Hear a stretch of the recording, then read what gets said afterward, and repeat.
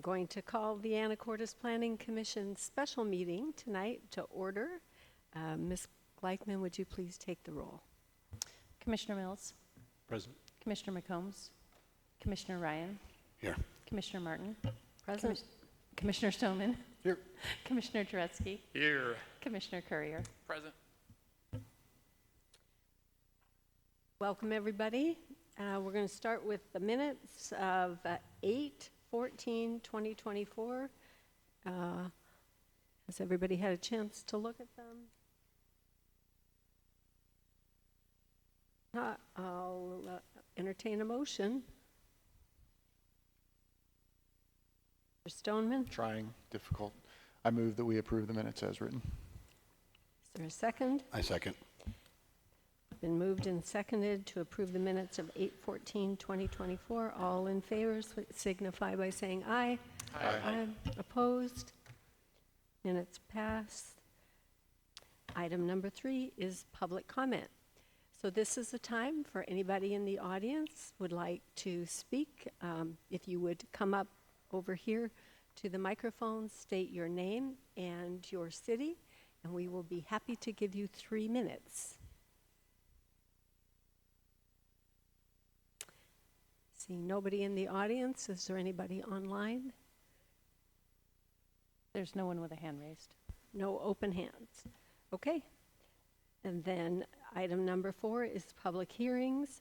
SDP 2024-002, Botner, Shoreline Substantial Development Permit application for a new float, open record public hearing and decision.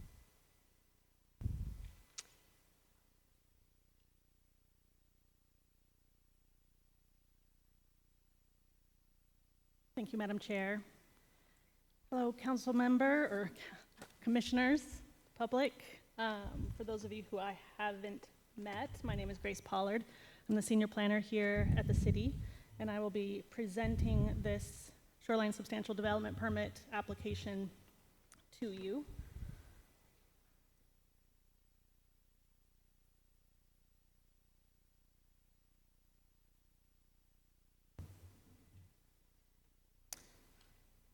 So what we have for you today is a proposal for a residential float in the Flounder Bay area of Skyline. Property here is highlighted with that red pinpoint to give you an idea of where in the larger area of Skyline we are located. The subject property, as you can tell, with its proximity to the bay, is in shoreline jurisdiction. Shoreline jurisdiction is the area 200 feet measured from the ordinary high water mark. The entire property, as well as all the neighbor properties that are within the shoreline designation of shoreline residential. It's also the R2 zoning district. The proposal includes a couple aspects. There's both proposed removal of improvements as well as replacement and the new float. So what we have here is just a quick overview, be a little bit more detailed throughout the presentation. And of course, everything was quite detailed in the staff report. But what we have is a proposal to remove 2 existing in-water piles, remove about a 48 square foot concrete pier, a fixed area on the shoreline that anchors the ramp. And the existing ramp is also a solid surface ramp. It's believed that both the ramp and the pier are original to the first permit that this property ever had for in-water residential floats. So they do not comply with current regulations. The applicant has proposed to remove the concrete pier and replace it with a aluminum graded pier of a similar size, remove the ramp and replace it with a fully graded ramp of a similar size, And then the float is considered new because the original one has been gone for a period of many years. And so for shoreline permitting and as well as environmental review, it's not considered a replacement float, even though we recognize that the site has had a float in the past. The elevation view here at the bottom, if you can make it out, gives you the profile of the design through high tide and low tide. There are, I don't remember the name actually, these attachments underneath the float that protect the subsurface during low tides. There are microalgae and patchy areas of eelgrass, as well as the other, the creatures and things that habitate that area. All must be protected during low tide, and that's part of their proposal. The shoreline substantial development permit process, there's potentially two review processes, depends on the value of the project. Those that are under $1 million are a type 3 planning commission decision. And the procedural requirements mandate a pre-application meeting, a pre-application neighborhood meeting. There's a notice of application with a 30-day public comment period. We did do a SEPA, a State Environmental Policy Act review, and made a determination of non-significance. And then, of course, we are now here at the open record decision hearing. So just confirming that all of the processes happened as required by code. The Shoreline Master Program itself is a planning document that outlines goals and policies for the use, development, protection, and restoration of shorelines within city jurisdiction. It is also a regulatory ordinance with regulations for development intended to implement those goals and policies. So for anyone who's wondering what did I just say, it's pretty much the comp plan and the municipal code for shoreline properties in this document. So if you're familiar with how the comp plan affects development, you're familiar with how the municipal code affects development, the Shoreline Master Program is similar, but specifically for those properties within shoreline jurisdiction.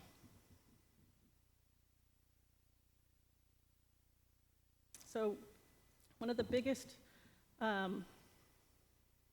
purposes of the master program is to promote the overall public health, safety, and general welfare of the shoreline for all of the residents. It looks at the impact of any proposal, whether it's industrial or residential, what those impacts are to any sort of ecological functionings of the shoreline.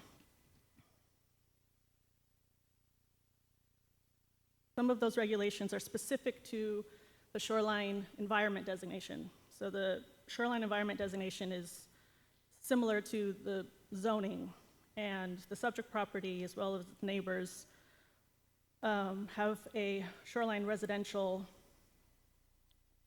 environment designation. And here's just a quick table that shows that the proposal is a permitted use, both in the upland area, which is the shoreline residential, and then the aquatic area, which is waterward of the ordinary high water mark.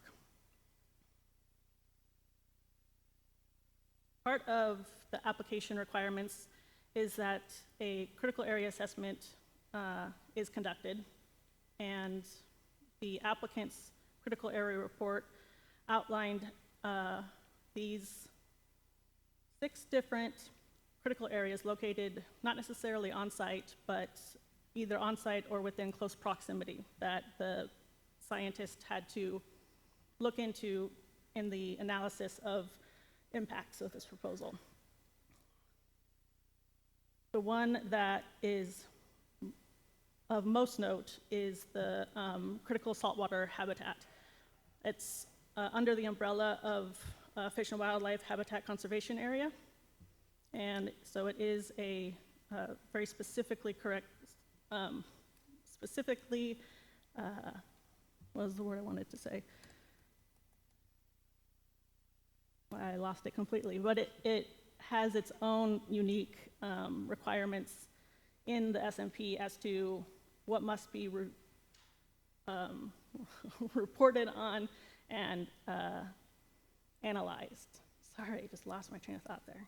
I'll get it back. Happens to all of us. I'll It's get fine. it back. That's what I was going to say. Okay. So how the Department of Ecology recommends that we measure no net loss, which means no net loss of ecological functions or processes, is through what they have called mitigation sequencing. And that are these steps here. So every project, whether it has one type of critical area or another, goes through the analysis of, does the project impact any of the functions and process of these critical areas? And so the responsibilities on the applicant and their consultants to outline how the project has gone through these steps to avoid any unnecessary impacts, minimize the impacts, usually by changing a design of some sort, or you rectify the impacts because you recognize that some are unavoidable, but you can restore them, for example. You move on to reducing or eliminating over time, and the examples that ecology gives is, long-term in perpetuity kind of preservation and maintenance of any sort of enhanced areas. And then lastly is the possibility that you can compensate for the unavoidable permanent impacts by mitigation. The applicant has noted the mitigation sequencing and has applied many aspects of their design to meet these requirements. They have shown that the location of the float has a 25-foot buffer from the surveyed eelgrass bed near the property. They've elected to provide the ramp, the new ramp that they're proposing is fully graded. Fully graded areas over water are important because they reduce the amount of shadowing to the critical areas below. And the SMP has certain level of standards that are required in regards to the percentage of grading, and the applicant has elected to exceed those. And so they've hit on a lot of the mitigation sequencing requirements to mitigate the overall impact, both during the time of construction as well as just the use of the new float and the boat there for possibly ever. Here is kind of a close-up of the existing conditions. If you can make it out, here is the location of one of the piles that they are going to remove. And here is the location of the second pile that they're going to remove, which is quite close to the surveyed eelgrass bed. So these locations were in place to support the original float, and they will be re-angling, repositioning the float to stay away from that eelgrass bed. The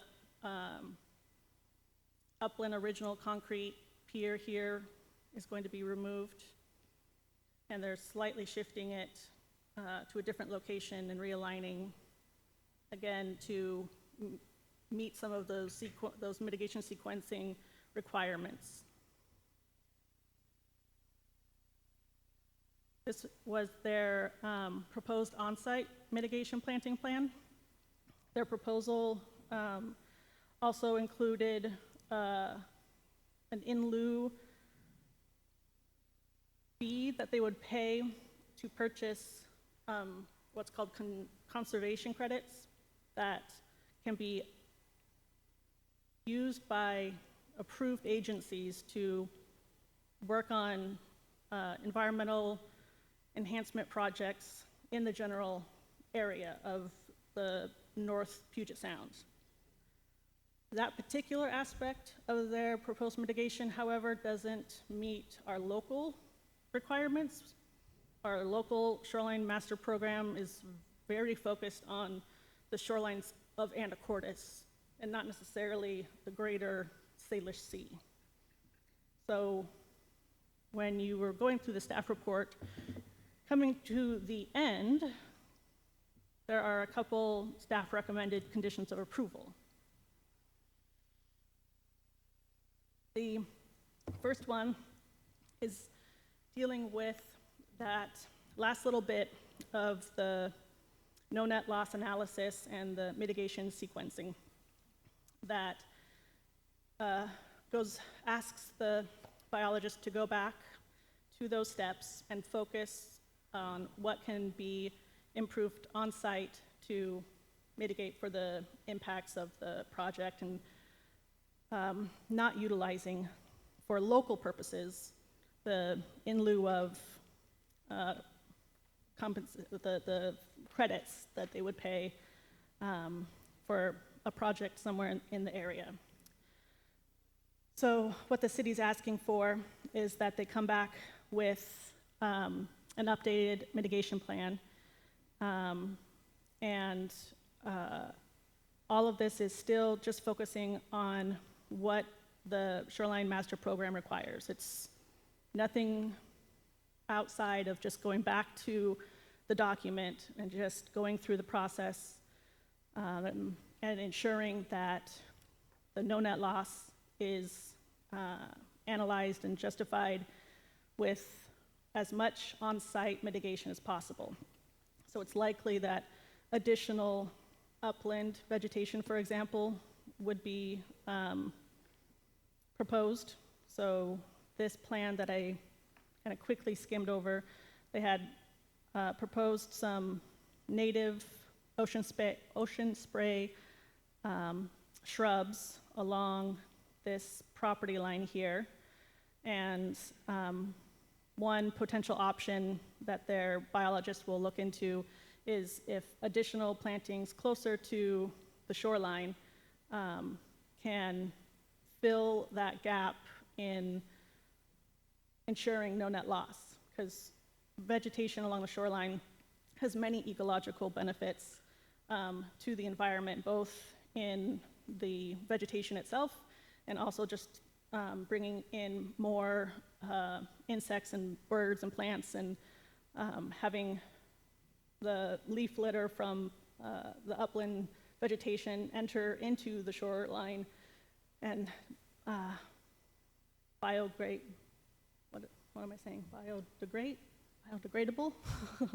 add nutrients and shade to the adjacent shoreline. So the second, and I'm not going through every single recommended condition, but if any of the commissioners have questions, we can go into more. I just brought up the first two.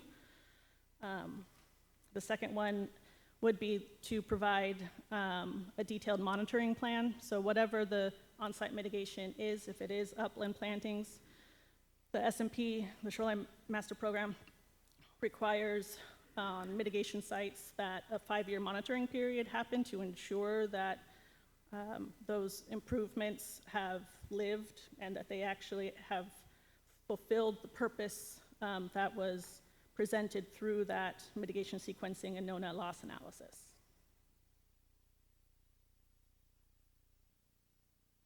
And that concludes my presentation.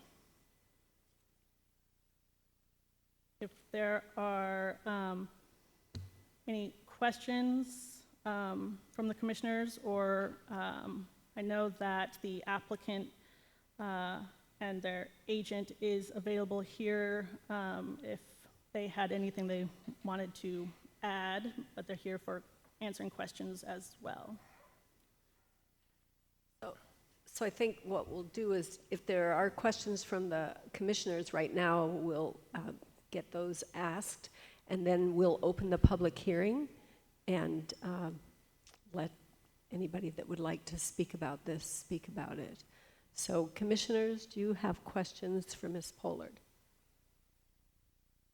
Mr. Ryan? Yeah, so it sounded like you guys had some recommendations. Have all your recommendations been met so far Have all recommendations, what was that? from the city been met? Been met? No, that would be part of this process is by approving the permit with the recommended list of conditions, they would then be responsible to satisfy those at the times indicated. So the overall permitting process of shoreline permits, there's a lot of the local permits that have to be processed and have a final decision before they can move on to getting their state permits. And so it's a kind of a lengthy process, and then they'll come back to Anacortes with all of their permits to submit for the construction aspect. And a lot of the conditions of approval will be ensured at that stage. Mr. Dretsky? I just want to make sure I understand that answer. So we're going to be asked to vote on it tonight, subject to them satisfying our mitigation requests. Will it come back to us then after it's been approved, if the mitigation plan's been approved, or if it's after it's been kicked up to the other departments in the state or whatever? It would not come back to Planning Commission. It would go through another round of review, and we would likely ask our consultants to review their proposal to analyze the science. And so we would use qualified professionals to confirm that their proposal is in line with the SMP. And that's how it would continue on at that point. But it wouldn't come back to Planning Commission. What about if the state comes back with a whole different list of things that are required? Again, that all comes back to your department to check and make sure it's satisfactory according to our requirements? We focus just on our local requirements. So through their permitting process, if they go to the state or if they need a federal permit, if there is anything about their process that this packet doesn't address, they would have to add into it. But our approval still approves what is in the packet, the design and the plans as you've shown. So they wouldn't be largely deviating from that. We're really just kind of focusing on what additional on-site mitigation. So the size of the float and the dock and the percentage of grading and all of that would likely stay the same. And then one last question, which is really an estimate on your part. How long is this process? How soon can they hope to start construction? Next spring, next summer? How long is it? All these other pieces to kind of fall into place. To be honest, I don't know how Well, long the that's other why I guess- agencies. That's why I said this is, we've done these before, so I just kind of wondered, is just a rule, just an estimate how long this whole process takes the applicant?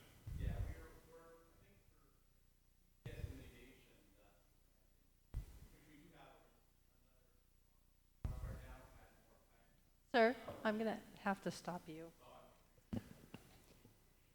We'll ask you to just come up to the mic.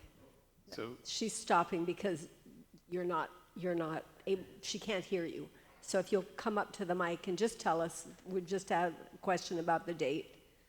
Yeah, we're planning on maybe starting construction next spring. That's if the mitigation goes through, and that's the only thing we're waiting on. We already have like 95% of the state stuff already covered and already accepted. Thank you. Anacortes is the one that's kind of slowing us up. We'll let you speak in a minute if you want to. Yeah. Any other questions from the commissioners? Mr. Chairman. Mills? Just a process question. You said that, I want to make sure I understood why this is being considered a new rather than a replacement. Is it because the rules and regulations have changed since the original one was installed? Or is it because of the passage of time between when part of it was removed 9 years ago and today? Technically both, but if the regulations hadn't changed, the length of time that the float has been gone is the reason why it's considered new. Any other questions? Okay, so thank you, Ms. Pollard. At this time, I'm going to open the public hearing. Madam Chair, point of order, the Planning Commission rules of order state that in a public hearing where there's an applicant, the applicant has the opportunity to present before the open public hearing starts. Thank you. Then we will allow the applicant to come up if they would like. No? Okay. Then we will open the public hearing. Anybody would like to speak about this? Right, seeing no one online. Okay, then I'm going to close the public hearing. Any further discussion on the part of commissioners?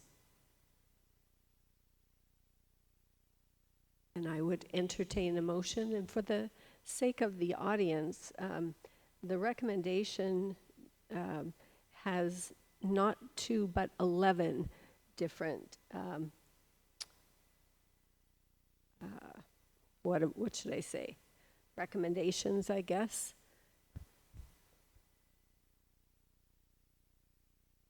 Would it be appropriate to ask the applicant their reaction to the 11 conditions?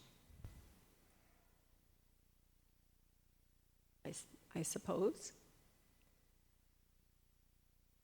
Would you like to come up and give us a response about the 11 different conditions? Come on up. Just state your name for the record.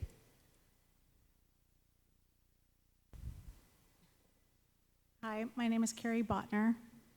The conditions, we received the staff report on Friday evening, so this is the first we knew about that our planting plan wasn't adequate. We hadn't heard that, so we've been talking with our biologist, we were trying to get our new planting plan in place before this meeting. I don't know, apparently, maybe it didn't arrive. But we had added as many plants as we possibly could within what we were told was we were told 10 to 15 feet away from the ordinary high water mark. Because of how our house is fully permitted. The bulkhead and the patio and the previous dock were all fully permitted at the time that they were done. There just isn't that much that's not concrete between us and the high water. So we are limited a bit in what we can plant within 10 to 15 feet. We are more than happy to do more plantings. In addition to what our new plan is. We do have some on both sides of the house now that we can add more plants a little closer to the water by kind of clumping some smaller shrubs closer to each other. And we can plant in other areas of the property. They just won't be within the 10 to 15 feet that we were just told about. I did see in I think it was the third-party geo something or other report, they suggested that you could add planting in the riprap. Our biologist has put in the new plan to plant 3,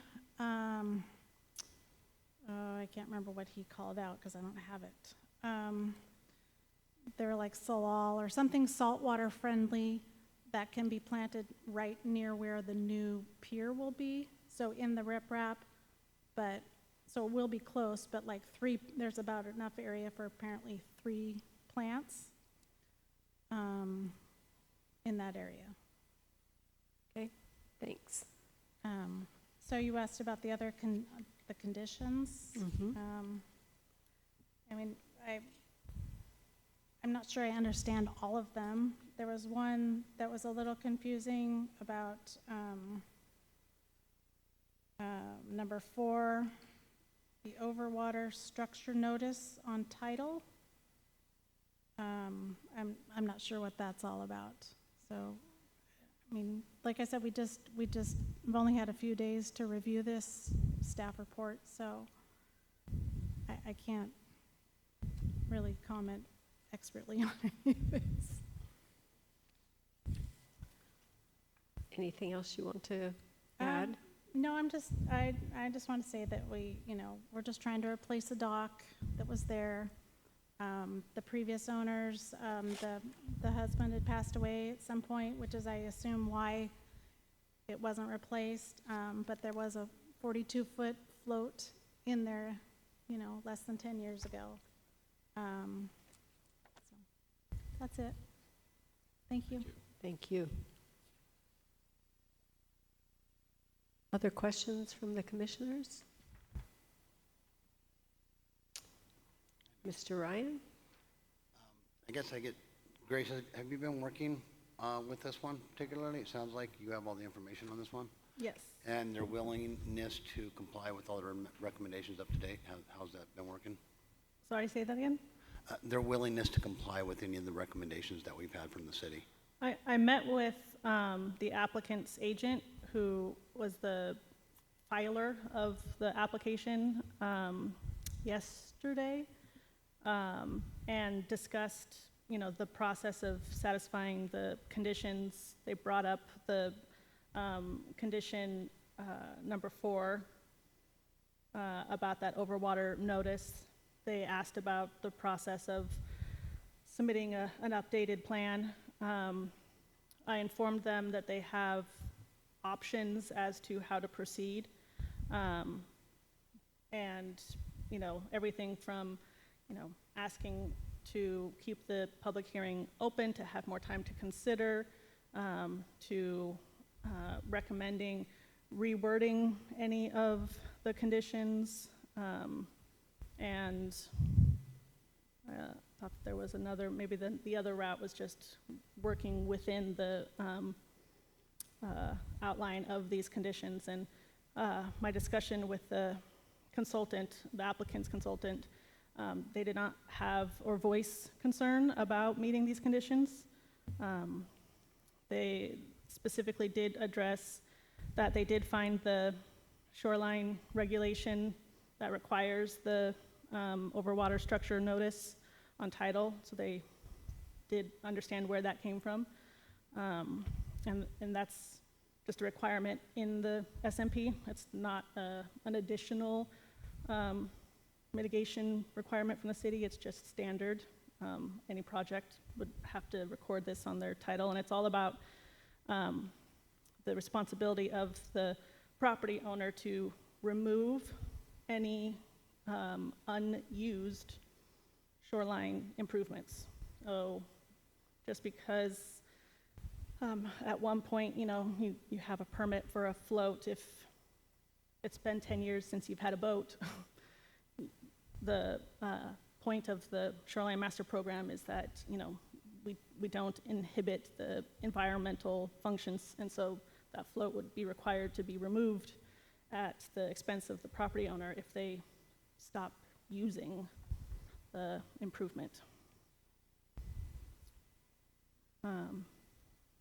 Yeah, there wasn't any concerns voiced to me about how this would be satisfied if approved as is. So then, a question for Mr. and Mrs. Bodner. We could keep the public hearing open if you feel like you have not had enough time to digest the recommendations, or we could close it and move forward with a decision. It could be up to you. Mm-hmm.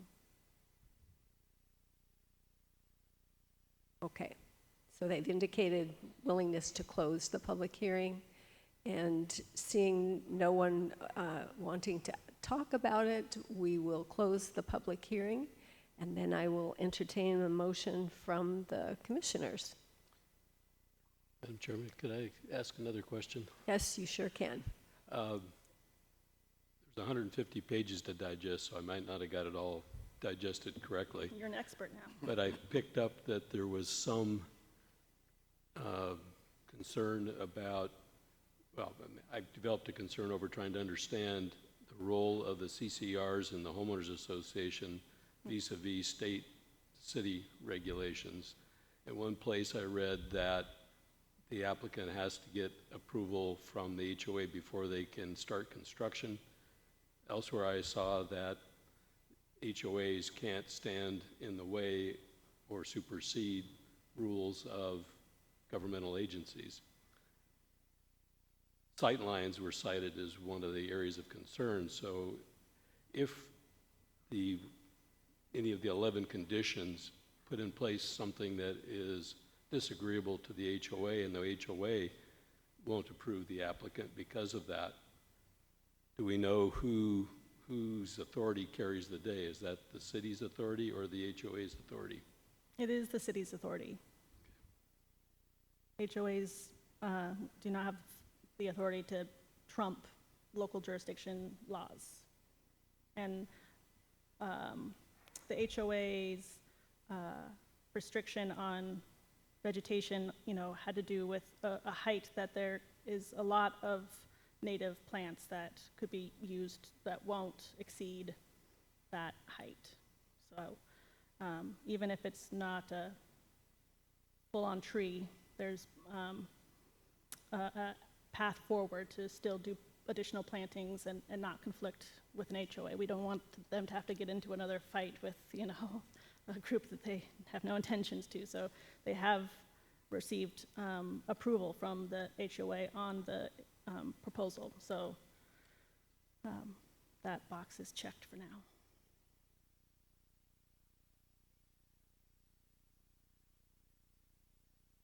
Right, gentlemen. Mr. Ryan.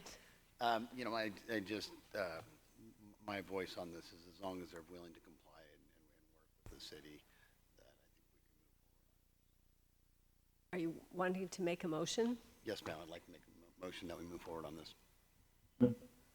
Okay, move forward, meaning accept the staff recommendation.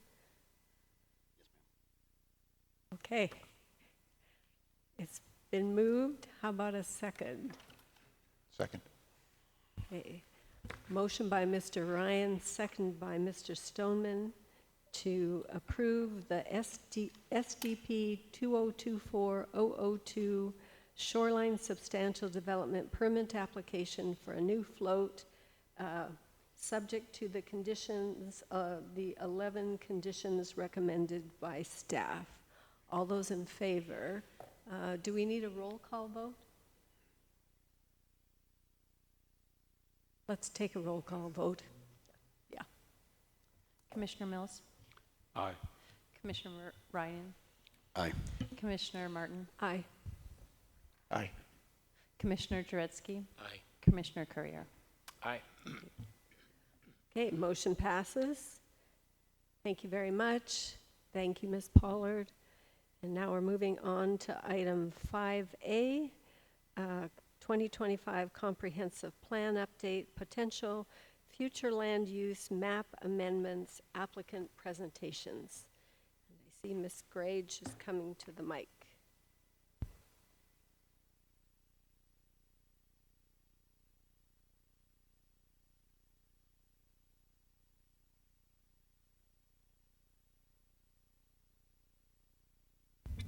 Good evening, everyone. My name is Libby Grage. I'm the planning manager in the Planning, Community, and Economic Development Department.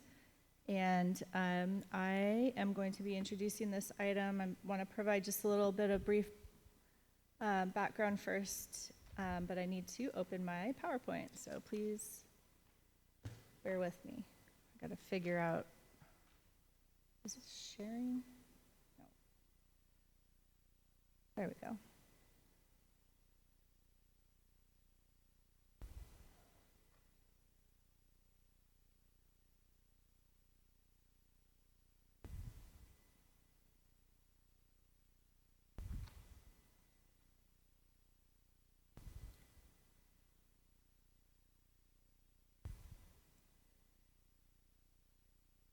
Okay, so let me just make sure that I am also sharing so people online can see.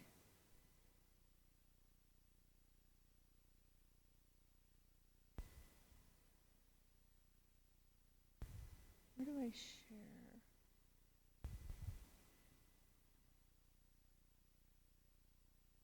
Oh. Sorry about that, everybody. It's like it's brand new every time.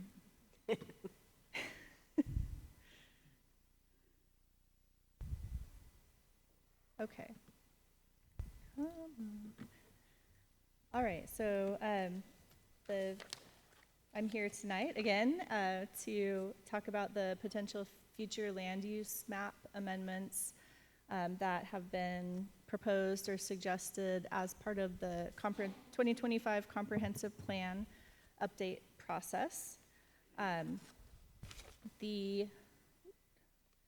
Just before I get into that, just a quick look at our project schedule and a reminder to the community that we, on October 9th, draft proposals for amendments to the comprehensive plan's land use, housing, and transportation elements, or goals and policies were released for public review and comment. And so those documents are linked from our Anacortes webpage, the 2025 Comprehensive Plan Update webpage. We've got a big image here right in the beginning of the page, so you could just click on this button and it'll take you to all of the documents that are that have been put out for your review and feedback. The public comment period will end on November 13th when the Planning Commission has a scheduled public hearing to hear from members of the public on all of those elements, proposed goals and policy amendments. Also, just a reminder that the approach that we're taking for this comprehensive plan update process is sort of a two-phased approach where first, the plan is to draft proposed amendments to each of the element goals and policies, and there are, can't remember how many, but there may be 8 elements in the comprehensive plan. And so we've released the draft proposals for 3 of those so far. We're working on the rest, and we'll be releasing those as well as they become available and ready for public review. These initial public comment periods and public hearings over the next few months are intended to, get initial feedback on each of the amendment proposals from the Planning Commission and also from the public. While we're doing all this work, we have the climate element, which is the brand new element that we're required to add into our comprehensive plan. So that's requiring a lot of work in the background and taking a lot longer than the other elements. So eventually that one will be ready to provide the draft of the climate element, goals and policies, and the rest of the element. And at that point, we'll have a fully integrated comprehensive plan document that includes all the other element goals and policies and the climate goals and policies in one document. Everything's consistent, and then that document will go out for public review and comment, public hearings, come back to the Planning Commission for a recommendation to City Council. So there's kind of 2, does that make sense? There's 2 phases to this process. So lots of opportunities for feedback from our community. Okay. So really quickly, I wanted to also talk about what is the future land use map. So the future land use map is part of the comprehensive plan's land use element. It designates the proposed general distribution, location, and extent of uses of land for housing, commerce, recreation, public utilities, open spaces, and more.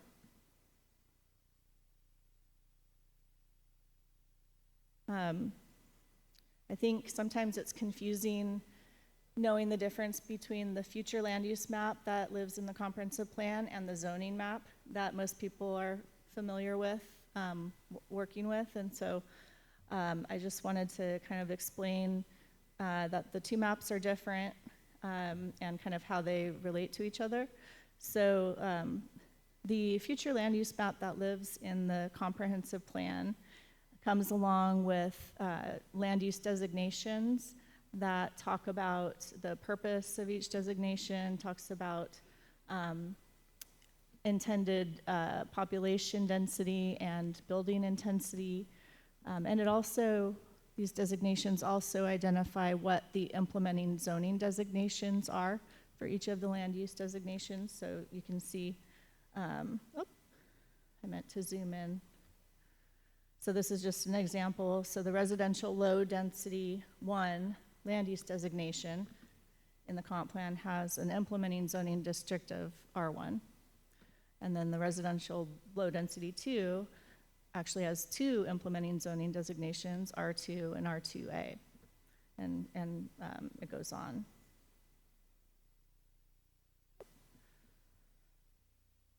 I'm so sorry.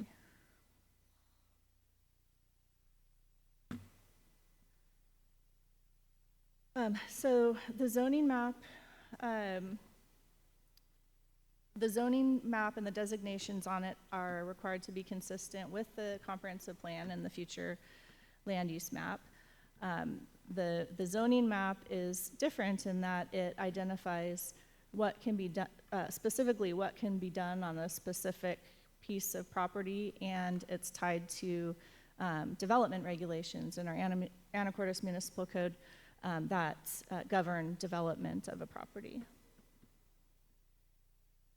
So site-specific rezones, so when somebody wants to change the zoning of their property, we have to look at the future land use map to see if what they want to change it to is consistent with the future land use designation.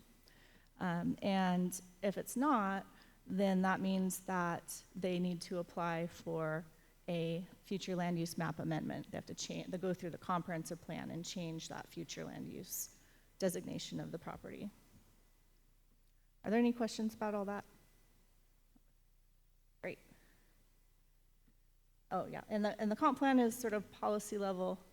Zoning and development regulations are regulatory, so that's kind of the difference. Comprehensive plan guides decisions about zoning and development regulations. Okay, so in your packet you have a document that includes this map, the comprehensive plan potential future land use map amendments, and it includes numbers on it that correspond to the next page in the document, which are brief descriptions of each of the proposed amendments. We have, in this group of proposed amendments, we have petitions that were submitted by property owners and that were docketed by City Council by resolution back in July of this year. We also have some staff and makers consultant recommended changes for consideration to achieve various city goals and policies that we'll be talking about as well. So I think it would make sense to go through in numerical order on the map. However, I thought that it might be nice to let the applicants that took time to come and present to you kind of go first before staff So I'm proposing to reorder things on the map. We're not going to go 1 through 9. We'll start with the Fidalgo Pool and Recreation District, and that is number 4 on your map. That's easy enough to follow along. Okay. And I think that Mr. Rob Peterson is the executive director of Fidalgo Pool and Fitness Center, and he's going to give you a quick presentation about their proposal. But this, I'll leave this, or actually you have a presentation. Let me get that up.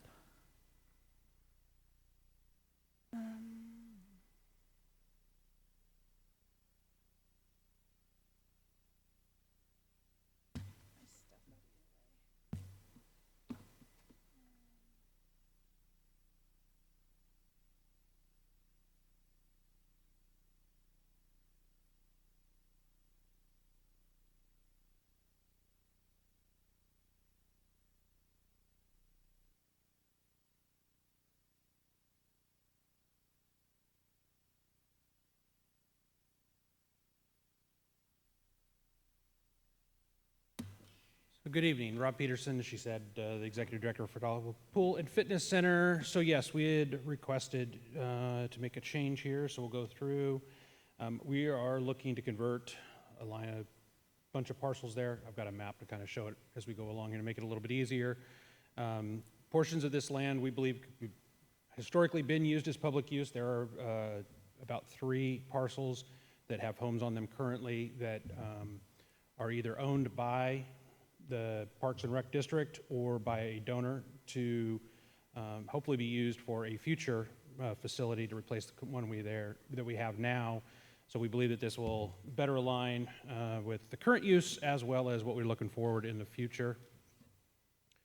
It also supports the goals. I think these are all goals that you guys have not necessarily looked, or goals or policies that you haven't looked at yet in the review.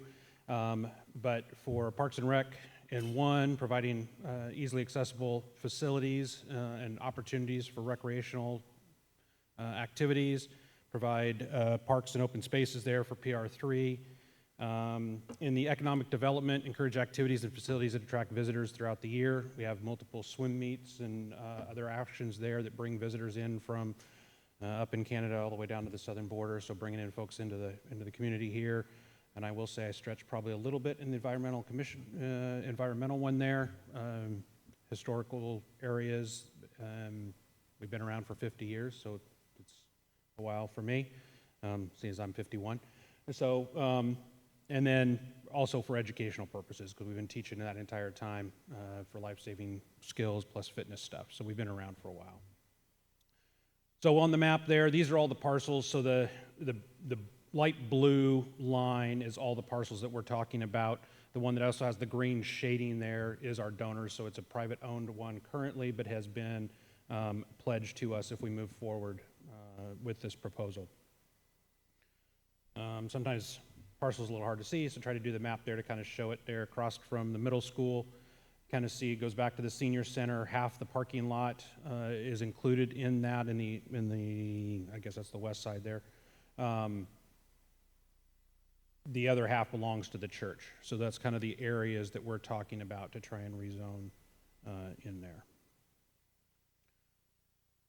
Somebody had told me that there were some questions about the tax implications of doing this as we go forward. Right now, all the land that we own as a public entity is tax exempt, so from property taxes, so there is no difference in changing this designation for that. The one donor property currently is about $5,000 a year in property taxes that they would pay. That would stay. In talking to the county, best in current use is what they would use. So as long as it's still staying within that donor and even in the public use, it would still have that same amount. It wouldn't change until such times it actually came over into our possession, that property tax would then become exempt. Part of the reason we're talking about it, I just want you at least to understand the concept of what we were going forward on that land is what we're looking to build. Again, these are conceptuals. We're a long ways from engineering drawings and permitting and all the rest of that kind of stuff. But it is to replace it with another aquatics and fitness facility there. that has 2 pools and fitness centers on that space. So a lot of that space along J Avenue that you see that we would convert over to public is where this would be built, and still be connected over to the senior center to allow for access back and forth from our seniors. This is just the second floor going up with all our fitness rooms, being ADA compliant. Kind of another vision of what it would look like, and as we're trying to look there. Again, the blue is kind of where our donor is, but then all the rest of that stuff is where we would have our work being done. It would not affect the senior center when we did that. Got all the contact information in there for anybody that would like to get a hold of us to ask any more further questions after this. And the commissioners have a general email that anybody can get a hold of them at any point in time, and I am available for any questions. Thank you. Questions from the commissioners?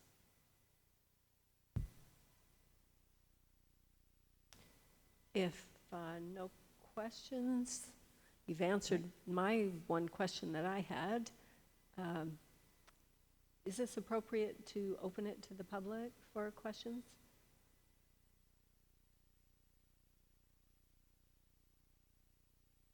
I think, yeah, since we're taking it topic by topic, we were intending this to be one open public hearing for all of these items. So we just leave the hearing open as we go through. But Okay. yeah, I think it's fair for people to be able to talk now on this topic while we're addressing it. Is this a public hearing, or is it the 13th of? I guess it's not a public Right. hearing, you're right, I'm sorry. Yeah. Okay. Well, is there anybody from the public that would like to say something for or against the pool proposal? If not, thank you, Mr. Peterson, and we'll move to the second one.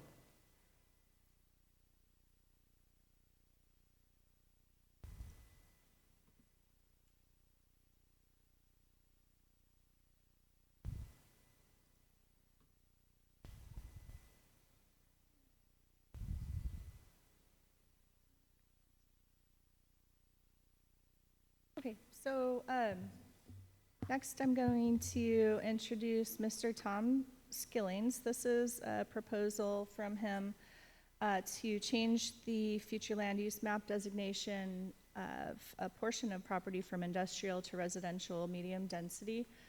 This item, his request was actually docketed back in 2021. So this is it's been added to this docket by City Council so that we can come to a resolution for Mr. Skillings. So he's been hanging in there for a while. Come on up. And if you would just introduce yourself. You and bet. Thank you, Libby. Commissioners, Madam Chair, my name's Tom Skillings. My wife and I live at 3506 Fidalgo Bay Road, which is subject to this petition.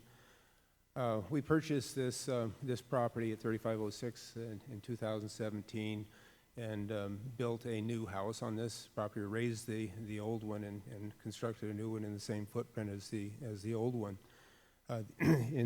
While we were under construction, we kept seeing petitions for the property next door, which is zoned industrial, shown on the map, for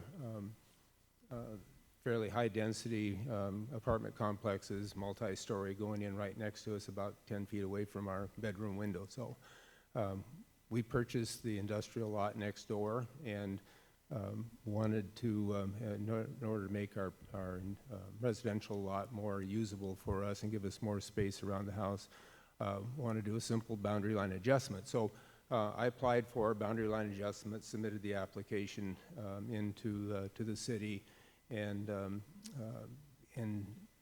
we're caught up in the zoning map amendment changes, and which is probably appropriate at this time because it gave us an opportunity to fit in and have it done at this time. So what you see on the map is basically straightening the property line out, running parallel to B Avenue, keeping the same zoning designation for the existing industrial lot, just making our residential lot bigger, changing the zoning that we would take away from that adjustment of the boundary line and making it part of the residential R3 zoning for our property. So, which should be pretty simple. We don't change any land uses. We're just changing the area and moving the property line over. Thank you. Questions from the commissioners? Mr. Ryan? Yeah, just a real quick question, since you're obviously familiar with this piece of land. So the piece of land next to you, where you want to straighten out that line, and then that runs parallel with V Avenue, so that leaves that little box there that looks like it's going to remain industrial. Is that currently in use? I didn't quite understand that last part. So you happen to have this rectangular lot, you taking out your pie wedge there. So then Yes. that leaves that little sandwiched piece between V Avenue, and that would run parallel with your new proposed Yes. it line just- there. Yes, sir. Is that in use? No, it's all vacant. Oh, great, thank you.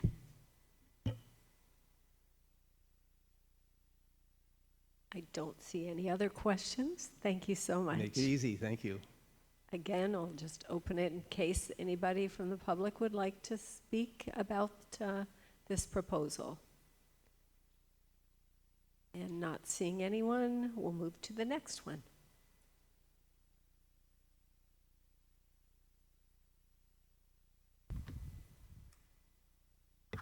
Okay, next up we have the Port of Anacortes has submitted 3 different future land use map amendment requests for 3 different properties that they own throughout the city. And so I'll invite Mr. Kevin Anderson with the Port of Anacortes to present their proposals.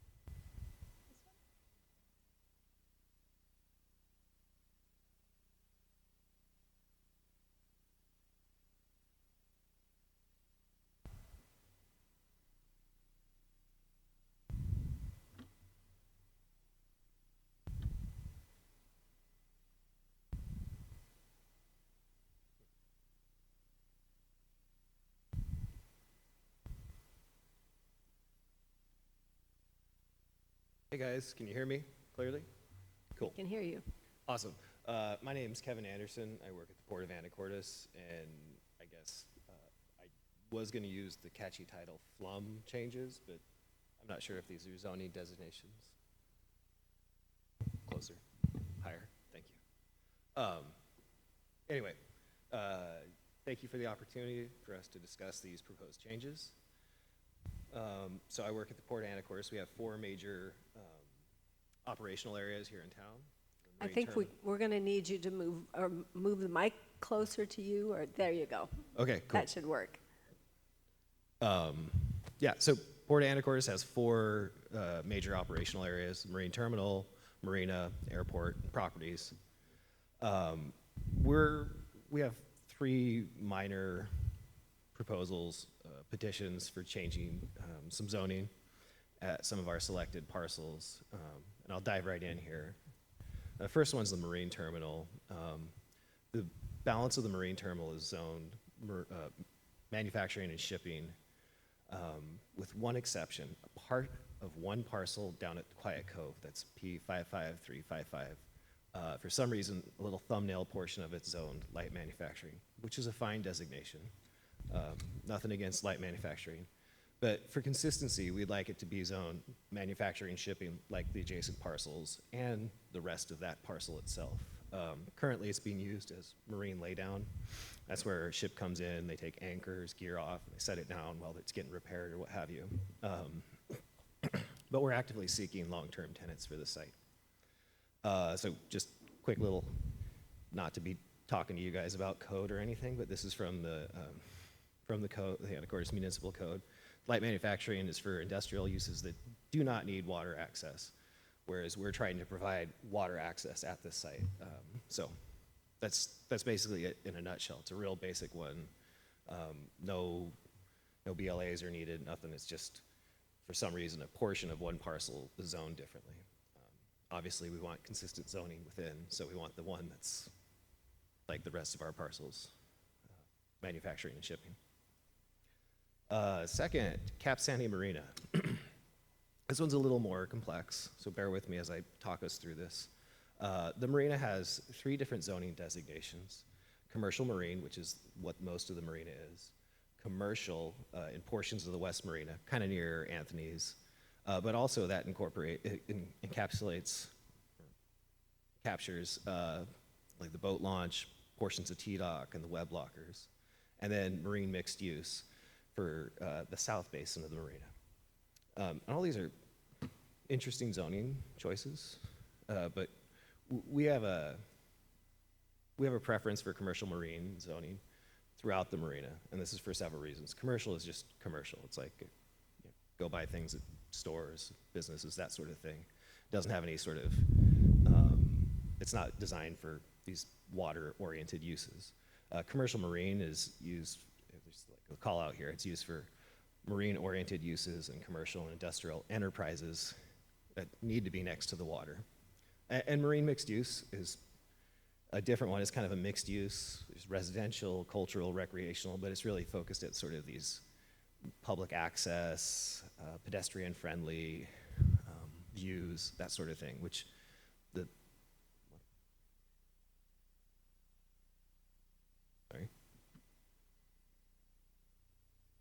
there we go.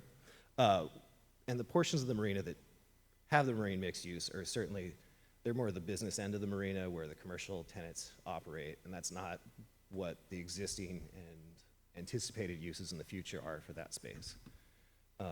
Just to carry that a little further, so why the change? Commercial zoning doesn't allow piers, wharfs, marinas, boat launches, all the things that you'd find at a marina. Marine mixed use has conditional uses for water-oriented industrial uses and dry stack boat storages, but it does permit boat launches and marinas. However, commercial marine is sort of the most the most open to the types of uses we have at the marina, and we anticipate staying at the marina. I'll just kind of run down here. So the picture on the top, that's that section that's zoned kind of commercial. And as you can see, there's T-Dock there. It's got its zoning kind of bifurcated by commercial marine and commercial. In the uplands, you can see there's commercial fishermen hanging a net. There's some commercial activities going on, boats getting loaded. That blue roofed building is the web locker where fishermen and oil spill response people and marine contractors keep their gear next to the water so it's easy to load up. The next one is the gravel lot behind the McDonald's. That's owned by the port. That's used primarily as overflow parking for trailers and short-term boat storage. And then go south across Seafarers Way between Q and R Avenue.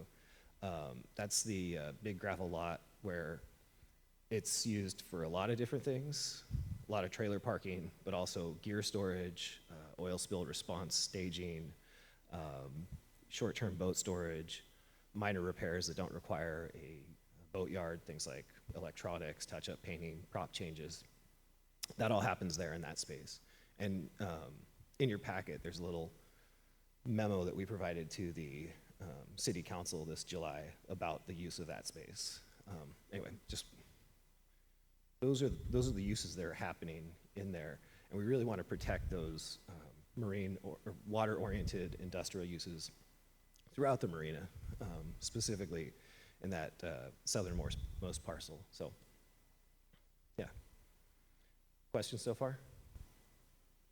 Cool. So, Mr. Anderson, just go back one more time. Yep. So all of the commercial, you're suggesting or asking for that to be MMU? No, commercial marine. Commercial, sorry, oops, yeah. No, Got it. it's fine. I mean, Yeah. like I said, I don't have any strong opinions about marine mixed use. Just doesn't seem like the most amenable towards the use that's there right now. Okay. So, moving on. This is my complex one, so if I flub this, I apologize. This is kind of confusing to me even. So, the airport, we're familiar with the airport here, right? It's up off Anacortes Road.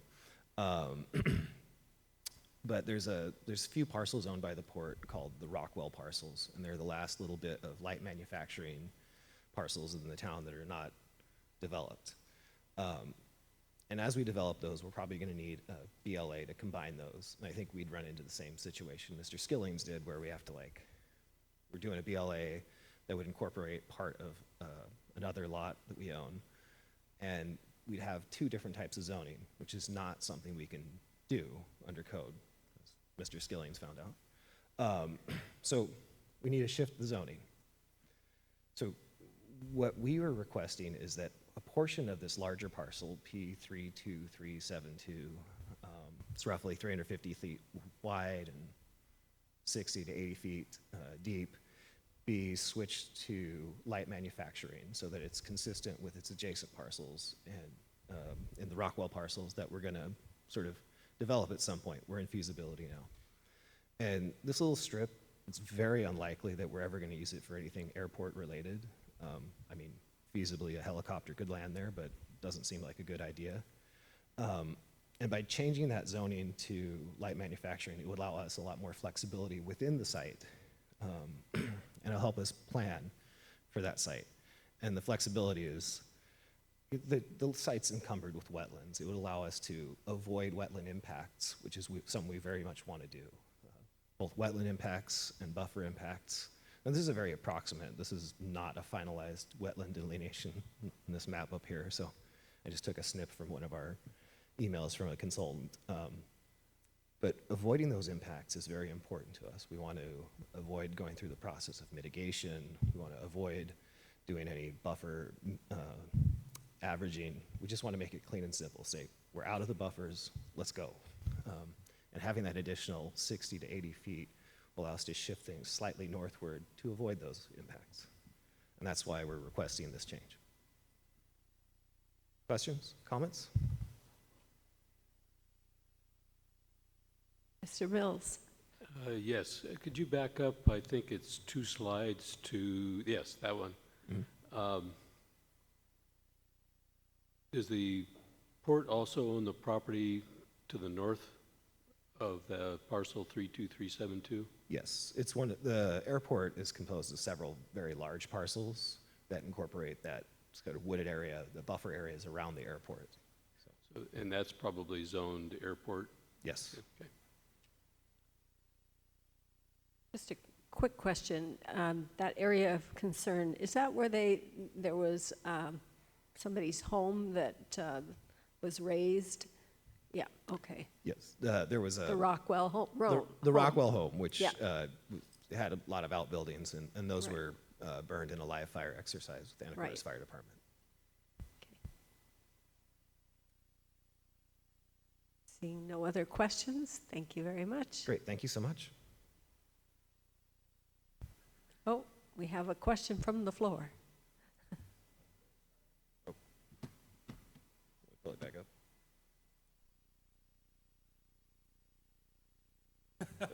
For the MMU, back on the other. Come up to the microphone, Mr. Sorry, so for the MMU, are you asking for the entire MMU to be redone as CM? And if so, how does that affect ESD and Seafarers Park and the rest of the buildings in that zone? We are not. Just that one, those two parcels. There's one parcel where a portion of it's marine mixed use and commercial, and the other one, the larger parcel that's marine mixed use now. We'd like to have it commercial marine. And it's called out in the petition. I can't remember the parcel number specifically, but it's highlighted in red there, so. We have 4 or 5 parcels highlighted in red. Yeah, the ones that are overlaid in red and then underneath is the blue of marine mixed use. Those are the ones we're specifically interested in with the marine mixed use shift. Okay. Thanks for that question. Any other questions from the audience or the commissioners? Thank you very much. Thank you, guys.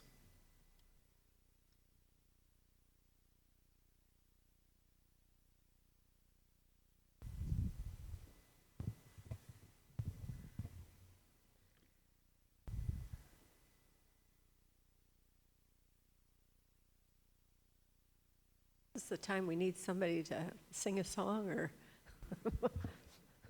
play a tune or something.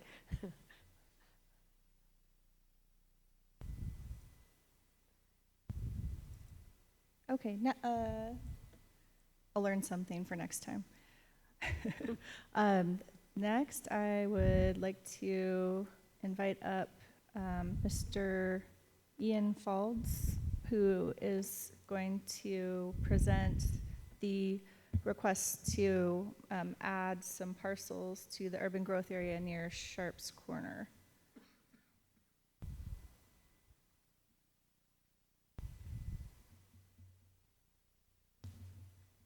Thank you, Libby. Evening, Commissioners. My name is Ian Faulds with Core Design, Senior Project Planner, assisting with this project with the property owner and applicant. The properties in question here, we've got 3 properties just south of the Sharps Corner roundabout and kind of mixed use R4 zone. For this exercise, we're assuming that these properties would be zoned R4 as well, but that's up for debate after this UGA and comprehensive plan process is completed. But again, that's we're assuming the R4 for simplicity, given the existing zoning to the north. These 3 properties total 16.29 acres.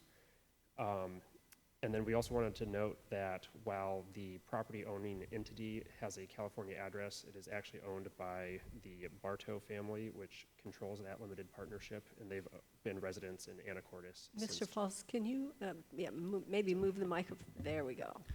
So the Bartow family is the controlling entity. They've owned that property and have been at that property in Anacortes since 2005.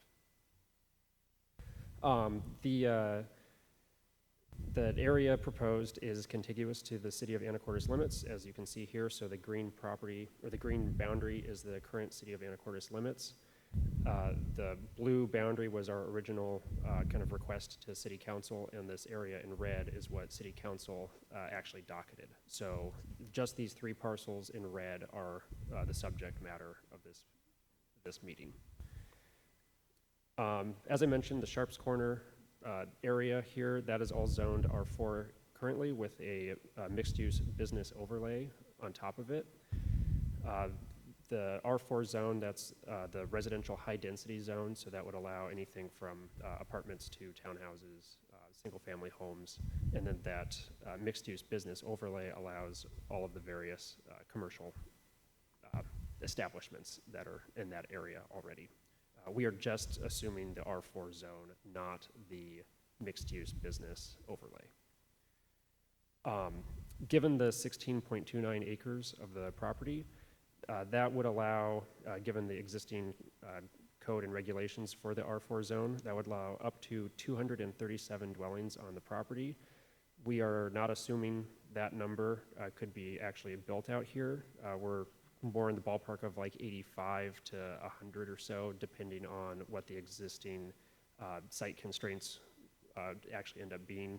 There's some critical areas out there and just access, and then the property owner, the goal would be to provide a combination of potentially cottages, townhomes, or single-family detached dwellings. So almost acting as a buffer between the or not a buffer, but like a stepped development between the county zoning, which on all property sides except for the city boundary is rural reserve. And that's the existing zone as well under the county jurisdiction is rural reserve. That only allows for one property, or sorry, one parcel at 10 acres in size. So these two of these parcels are actually already non-conforming to the existing county zoning regulation.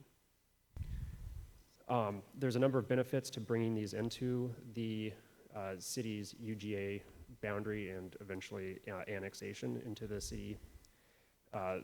That would be to provide additional housing close to light industrial and the kind of commercial opportunities that are in the Sharps Corner area.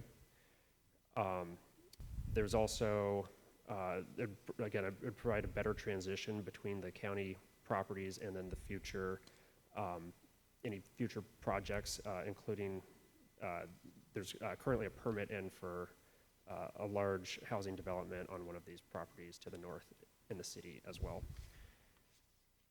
A number of goals, comprehensive plan goals would kind of be met by this project. Specifically, we're looking at goal LU10, healthy communities. That would promote land use and community design that encourages healthy living and good connectivity between compatible uses. Goal LU11, that's the growth management and regional coordination. Emphasize compact growth to minimize sprawl and protect Anacortes' community forest lands. Goal H1, housing supply and variety. Provide for a sufficient quantity and variety of housing to meet community needs. And then sub-policy H1.1, provide for an adequate supply of appropriately zoned land to accommodate the city's housing growth targets. And then goal H3, housing affordability, provide for a range of housing opportunities to address the needs of all economic segments of the community. Given the location also, there's potential for open space connectivity to occur with any future development. The city of Anacortes and Whistle Lake Park is over here to the west, so there's potential working with the county to provide some sort of connection through that area. But again, that would require a little bit more effort. One question that was brought up in the council presentation on Monday, July 15th, was regarding that trail and open space connectivity. So again, there's potential to provide that, but it would require some county coordination as well because the whole area is no longer part of this subject docket. So, and then again, here's the existing zoning map. So we've got light industrial and then that R4 zone, and then there's that business mixed use overlay. So available for questions. So our packet shows 132 acres, not 16.9 acres. Correct. So what you're saying is the 16.9, I think you said 29. 29, yeah. 16.29 is all that was docketed. Correct. Got So it. that original 130 something acres, that's the area in blue, but that was scaled down to just that 16.29 in the red boundary here. Only 3 parcels. Okay. And all 3 of those parcels, I should mention, front on State Route 20. So there's easy access to public roads and utilities and whatnot. Right. And are utilities available right there? It also fronts, the project area is contiguous with the city of Anacortes boundary, so there are utilities in that area. Sewer currently isn't available because it's within the county outside the UGA boundary, but it's close by. It would be, with any future development, brought into the property. Okay. Other questions from the commissioner, Mr. Mills? Having not been up South Fidalgo Bay Road, is that currently dead end into the parcel that we're looking at? The road that goes up the hill from there? Or down towards State Route 20 alternate? Oh, I see. Yeah, so these parcels don't necessarily align with the development that is currently out there, so. So that, the road that comes with that development dead ends at the property line? It does, yes. Okay. Yeah, And are there any structures on the 3 parcels currently? there are. Each parcel has a single-family home currently. So, and any future development, those would likely be removed, but again, we're so far from that point, we don't have a solid concept or anything to show.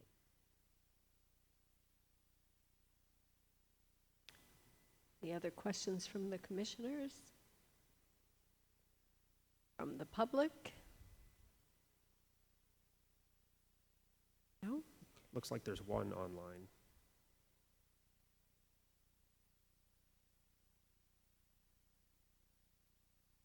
See one raised hand Well, online. while we're, Mitchell, can you let the online?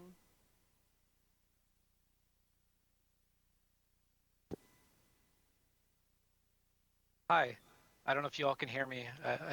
I hope so, but can you all hear me okay? We can hear you. Great, excellent. Thank you so much. If you just state your name and okay. where you're from. Absolutely, yeah. My name is David Stritch, and I'm a senior multimodal planner with WashDOT in our Mount Baker area office based out of Burlington, and we coordinate with Whatcom, Skagit, and Island counties and jurisdictions therein about all sorts of these issues. And so as we were looking at this, we're still going to look some more, but I heard the presenter speak about access to SR20 in that area, and so just wanted to just remind the Planning Commission and the presenter that that's a Class 2 managed access area. So there's going to be a lot of coordination that we're going to have to do moving forward, of course, at the project level. But as we're considering this proposal, we're likely to comment to share about our needs and expectations for access on the highway. So just wanted to introduce myself and then to put that out there for you all to think about too. Thank you. And would you mind telling us as lay people, what does a Class 2 mean? I'm still learning it myself. I'd have to check in with my development services colleague in my office. He was briefing me on it. Basically, there's certain restrictions regarding access. And so Class 2 means that, and I'm going to probably not get this correct, so I'd have to get the details or have him maybe write it out for me. But if there's contiguous parcels let's see if I can get this. If there are contiguous parcels and there's other access besides directly onto the state route, then that would have to be used first, as opposed to just coming out and accessing SR20. For example, that Old Brook Lane or South Fidalgo Road, I think it's called. And we would be encouraging any future project to use the existing infrastructure as opposed to having to make a new one, an SR20 just 100 or 200 feet south of the existing infrastructure. Thank you very much. Other questions? Thank you. Am I able to respond to that? Sure. So, so actually one thing I was going to mention, so South Fidalgo Bay Road actually does turn and provide access, as was mentioned, to State Route 20. And so that fronts along our property as well. That's currently within the city boundary, but so there is potential to access there. Each individual home also has a shared driveway access currently to SR20, and so there's potential to keep utilizing that or just remove that as part of any development and tie into the South Fidalgo Road intersection. So we're aware of the restrictions involved with State Route 20 and know that that would have to be addressed as part of any development application. So if I lived on P20013, how would I get to Highway 20? Currently or in the future? Yeah. Currently there's a shared, I don't have an aerial image, but There's a kind of a shared driveway that meanders through here, and then each of these properties also has individual driveway access to SR20. So there's multiple driveway access points currently. Okay. Thank you. But it's real safe to assume that the state's going to look at it very differently from 3 different parcels, 3 homes, and the traffic count. For how many units did you mention? With the rezone, it could go up to 237, I believe, but that I'm not very good with numbers, but I'm assuming that'd be a whole lot more cars than the 3 houses that are there now. Correct. Yeah. We're probably looking in the like 85 to 100 range, but And again, that's why the state's concerned, cars moving at 50 miles an hour, all of a sudden having somebody pull out in front of them. absolutely, yeah. And so that's why having that access up to South Fidalgo Bay Road is important. That's an interesting remedy because that goes to a stop sign, but it also pulls out into Highway 20. And I've seen some pretty interesting things as I'm going east, when somebody pulls in front of me while I'm going 45, going into the roundabout. Correct. Yeah, I mean, these would be things that would have to be addressed as part of a development application in coordination with WashDOT. Thank you. Thank you. I see a gentleman standing. Were you wanting to speak? Just state your name for us. Christopher Collins, with the Bartow family. I was the ranch manager for 16 years up there. So we initially had 176 acres of this entire property. We sold off basically the ranch proper. We called it all the buildings and kept the 130 acres for future. A little louder, please. For future development. Yeah. So the other access we do have the Fidalgo Bay Road that comes on. So being up there for 16 years, once they put in the spur and all of that there, so we actually had to turn right coming out of the ranch and go up around to go into town. So there also is, in addition to Fidalgo Bay Road, so for example, if I'm leaving the ranch right now, I'll take Fidalgo Bay Road to get onto Highway 20. Also, in that 130 acres, we do have Miller Road access. And so that's an easement. That's, if you look, near Pioneer Trails. So it would be this access here, Miller Road. So the proposed development would include access to that Miller Road easement, which we have. So you would go up to the spur at the top of the hill, if you follow me, and get on there. So you could either go, towards Oak Harbor or back down towards the area. And as another note, when we were shopping this with the county years ago, trying to figure out our highest and best use for this property, we had a conference call with 30 people from the county. The DOT was one of the people for the DOT was on there. And so we talked about giving up our access at the Scimitar Ranch. So if you've seen it, there's a big gate access there. So we talked about giving that up and then doing something closer to the Fidalgo Bay Road there. So between those two areas, it looked like this is feasible. So just wanted to state that. Thank you. Thank you.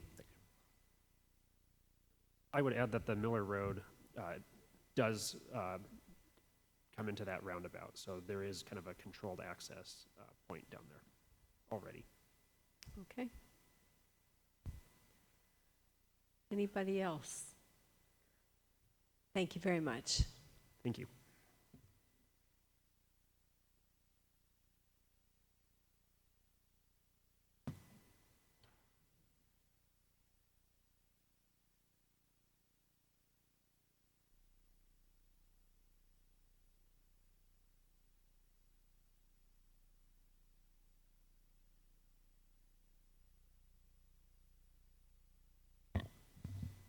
Okay, for this next one, I've asked Director Coleman to come up and talk a little bit about it, but for both this urban growth area boundary request and the next one that he's going to talk about, there's some additional considerations for us to think about, considerations and procedures that have to be followed because for these, Skagit County actually has to approve all UGA expansions, so he'll talk about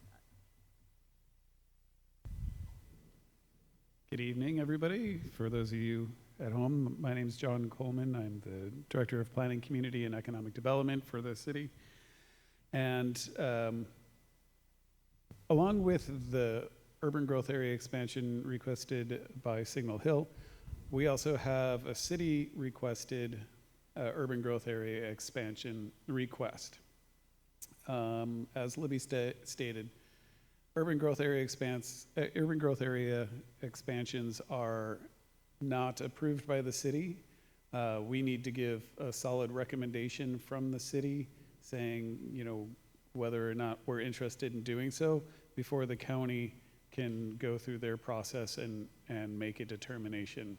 So it's the county that actually sets urban growth area boundaries based on whether or not cities can demonstrate a need to expand to accommodate growth. So commercial, residential, industrial. If we can demonstrate that we need additional area within our city limits to accommodate growth that we can't do within our existing city limits, then they'll allow us to expand our urban growth area boundaries. So that's a fairly high bar for jurisdictions to show to the city, and that's why we did our land capacity analysis that we've talked about multiple times at the Planning Commission. And I think it was 2 weeks ago when we presented last about the land capacity analysis and the results thereof. I'm going to skip that part for now, and I'm going to talk about what the city requested urban growth area expansion is. Our expansion is pretty simple, actually, and it's properties that the city has acquired, either given to the city or purchased for additional land to the Anacortes community forest lands. So if you can see on this map, adjacent with the exception of one, and we'll get to that one last. If you can see on the east side, there's a small parcel here, good sized parcel. On the southeast, there's another 4 parcels that are all adjacent. On the south end, there's one other parcel also adjacent. On the west side, there's this small parcel that is more like an access to Heart Lake Road. And then another large parcel on the west. And then finally, not quite adjacent to the ACFL, is a smaller parcel up here in the northeast or northwest part of this map. So with the exception of the P32547 up here, all of the rest of them would be additional lands to the ACFL. They either have deed restrictions or will be owned by the city for the purposes of forest land use. So when we're talking about needing to expand our urban growth area, we can demonstrate that we're not going to be using these lands that we're adding for capacity, for growth, for commercial, for residential, or anything. That's not what it's going to be used for. It's going to be continue to be used to expand our Anacortes forest lands, and so it'll be kept by the park district and used as forest lands.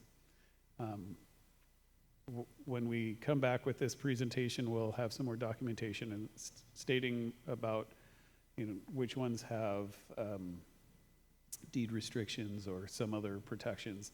I understand that people don't want these lands to be developed, and that's kind of the point of why we've acquired them, is to make sure that they don't get developed. Now that we had a willing person to give it to the city or sell it to the city, now we can acquire it and keep it in forest land in perpetuity. Now, this smaller parcel up here in the northwest part of the map, that's a former pit property. It was used as a gravel pit, and they used it up And so then they gave it to the city because there was no more value to it, but they did want to, be good stewards of the city and provide it land for the city. We currently use it to kind of store logs and bits, and there is a trail that goes across the north of it that connects the Heart Lake Forest Land area to the Little Cranberry Lake forested area. That parcel in particular is a little bit different. The other ones are all zoned, I believe, rural reserve. I don't know, do you have that information? But this one, 32547, is zoned natural resource land. So natural resource land can't be added to an urban growth area unless you can demonstrate a really good reason to take it out of ag or take it out of NRL. This is not ag or NRL. This is natural resource NRL. So that's mining. So as I mentioned, the county is the one that makes these decisions, and these are their criteria that we're trying to satisfy. In our application that we made in July to the county for our urban growth area expansion, we included all 9 of these parcels, and I demonstrated to them in that application saying these are all going to be ACFL with the exception of 32547, which is going to be still city used and not going to be used for commercial use or residential use. It'll continue to be used for the city. But I also had to do a little additional discussion in that one saying why we should add it as natural resource land designation. And I can demonstrate that the reason it was given to us is that the previous owner used up all the gravel. So thus and therefore it's no longer usable as NRL land. So it makes sense for them to eliminate that NRL designation and allow us to include it in our urban growth area.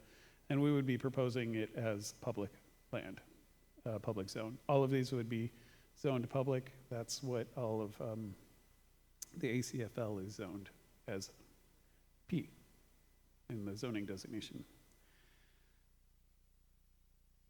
In that application to the county, I talked about how it doesn't have any development potential, so it doesn't have any impact on our growth projections. Thus, our land capacity analysis doesn't really have any bearing on this because this isn't going to be developable land. Now, with the Signal Hill Scimitar Ranch proposal, that one does have an impact on development potential. So we addressed that briefly in the application, letting the county know that we are continuing to go through the process to determine if the city's still interested or if the city has a strong desire to include that in the urban growth area, but we did do the courtesy to the applicant to include it in the urban growth area expansion request that we submitted to the county back in July, because the county wanted all of the applications in. So I just said, we're going through the process of reviewing whether or not we want to include the Scimitar Ranch Signal Hill property in. The full analysis hasn't been done. We're really early in the process, and they said that's all good. If we do go forward with the Signal Hill UGA, recommending that be included into the UGA to the county, then we'll need to provide them with more information about how it's necessary to include that in and how we're going to plan for accommodating it. So just in general terms, will we be able to provide sewer to it? In theory, yes. We have gravity sewer nearby. We still need to study further to make sure that we don't need a pump station or something like that. We'll look at capacity issues too. So right now, as you recall from our discussion about the land capacity analysis, we didn't see ability to show a strong need for expanding our urban growth area because we were able to demonstrate that most of our, that all of our residential and commercial growth can be accommodated in our current city limits and our current urban growth area boundaries. And we have enough, and it should fit within the zoning designations for housing too. So that land capacity analysis is showing that we're largely able to accommodate all of the different types of housing in the 0 to 30 area median income band, the 31 to 50, 51 to 80, et cetera, as the city is currently zoned. That doesn't mean that we can't make some tweaks to it, to our zoning, because we still may need to do so for capacity reasons or to make sure that it's in the exact right places. So that's kind of the only way I would see us being able to make a strong recommendation on the urban growth area expansion for the R4. But as far as the request, as far as the city ones, we're not requesting any additional development on those. So we're hoping that the county sees that as kind of an easy ask to include those into the urban growth area.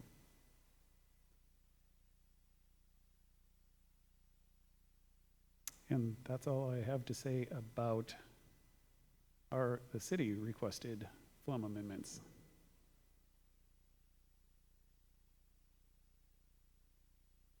Oh, I did, there was, the previous speaker did say that there was a permit in a permit request for a large apartment on the property off of South Fidalgo Bay Road that's on city property. There was not an application in for that. There was a request from a developer to build apartments on city-owned property, and we had a public meeting about that as they made their pitch to the community and to the city, but there is not an application for that, and the city council has not made any action to take them up on their offer.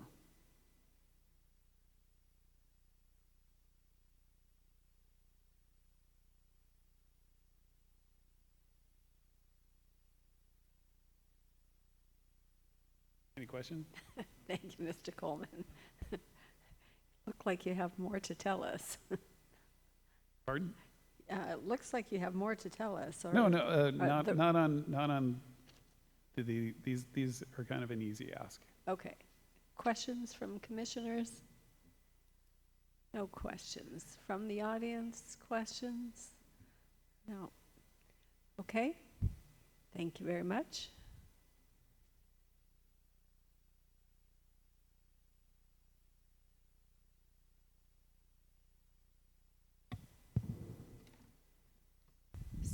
So, we just have a few more, but I wanted to mention, because I don't think this was part of the discussion that we just had, but city staff will be providing additional details and recommendations on each of these proposals prior to the public hearing on November 13th. So those will be in the packet that comes out the week before. Additionally, we are asking the Planning Commission to make a recommendation only on these two urban growth area expansion requests at the end of that public hearing. And that's because of the additional processing that needs to happen, with the county if City Council ultimately decides to pursue these. Now, I think there are some other future land use map amendments on here that we haven't talked about. So you're going to talk about them now. Yeah. Okay. I just wanted to get that in there before I forgot about it. Yeah, so this is going back to number 1 on your map. And this proposal is actually a suggestion that came from our consultant with the intent of, providing for additional housing in an area that it currently has a little grocery store, cafe. And so the proposal would be to change the current land use designation of, so we're south of the roundabout at Commercial Avenue and the spur. And then here, this is the store right here. So it's this area to the west. And then along 37th Street, the parcels that front onto 37th Street. So the proposal would be to change the future land use map designation from residential low density 2 to residential medium density. The area just to the north, it's hard to tell because they're both yellow, but they're both a little bit different. So the area to the north is actually currently designated residential medium density and has a zoning designation of R3. So this, I don't know if you can see my mouse, but this area up here. So this is the kind of the boundary line between those two designations. What else did I want to say about this one? Are there any questions about this one? Mr. Ryan. Yeah, and the qualifier on this, if I remember correctly, when Marcus was speaking, was because there was a grocery store in the vicinity, right? That can accommodate the density increase. Well, yeah, I mean, I think one of the ideas with this is to provide additional housing opportunities that are within close proximity to a small grocery store or cafe, so that people can, walk or bike to that. And then you'll see on one of my next slides another idea for this particular area, which includes potentially adding a neighborhood commercial overlay. So that would also kind of tie into this idea. So I guess I could just go there now, unless there are other questions. Before you go there, can you point out where are those cottages that were just built? Oh, sure. Those cottages are right here. Okay. So you can kind of see the funny lines. Yeah. So that property actually had a split zoning designation. Okay, thanks. Sure. Madam Chair, Yes. I just want to provide a little bit of clarification between the difference between this one and the next option that you're going to see is they're both trying to achieve a way of providing some higher density. Or is this the one with two options? Or are we moving into the two options? No, that's the next one. So this is just changing the future land use designation for this area. The next one is, number 2 on the map includes 2 options for potentially allowing for more neighborhood commercial type uses. And so the 2 options for that were to establish new neighborhood commercial overlay zones, which I can go through in just a moment. Or option 2 was to, instead of creating a new overlay zone and messing with the maps, would be to update the permitted use chart in the development regulations to allow for an expanded array of small compatible neighborhood commercial type uses in residential zones. Did that answer? No? Yeah, I'm just trying to parse out. There's these 3, number 1 and number 2 are confusing even to me. So I wanted to make sure that as we're presenting this, it's really clear. What number 1 was that one Oklahoma-shaped zoning change to increase housing. Now we're moving into number 2, which has 2 separate potential tracks. One of them happens to be right in the same area as that previous Oklahoma-shaped one, so that's where it gets a little confusing to me at least, and I'm trying to make sure it's not confusing to anybody else that's looking at this. And then, And just to clarify, the Oklahoma shaped, I like that. That's helpful. That's something that residents did not request, that the city did not request, but that Makers is thinking it might be a good idea. Yeah, that's correct. We didn't receive any property owner petitions to make this change. It was a suggestion by our consultant, and staff thought, well, this is a possibility that we might want to explore. Okay. So that's where it came from.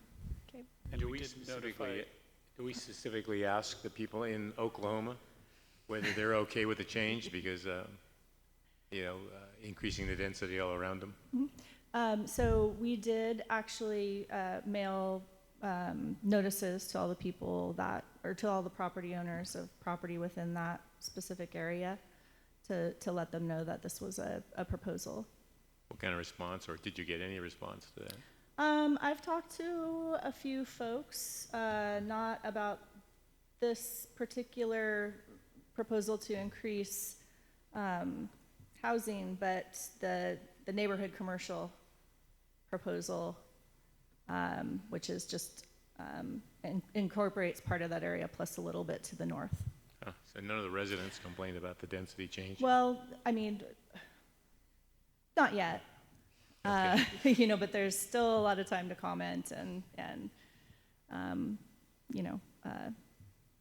get additional information. If there are people out there that maybe received notices about this and they have more questions, they can always feel free to call me in the planning department, and we can talk about that more. And also, you can provide written comments by emailing complan@anacorteswa.gov.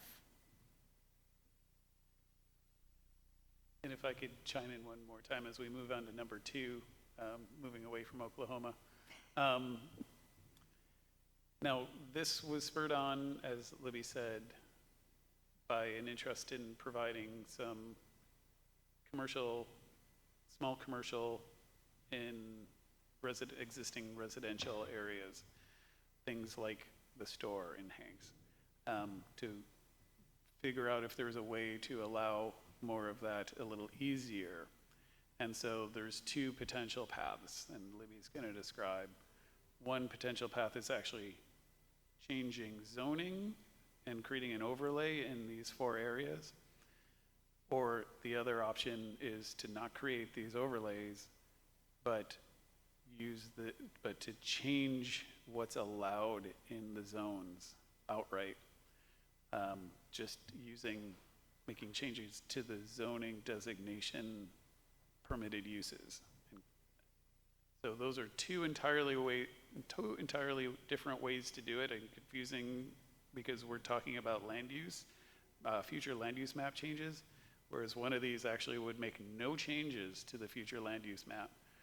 Option 1 would, option 2 would not change the future land use map at all, but they're both trying to address the concept of providing neighborhood commercial.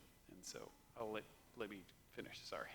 No, that's great clarification. But would they be Thank you. specifically limited to certain areas? For example, one of those is on 12th Street.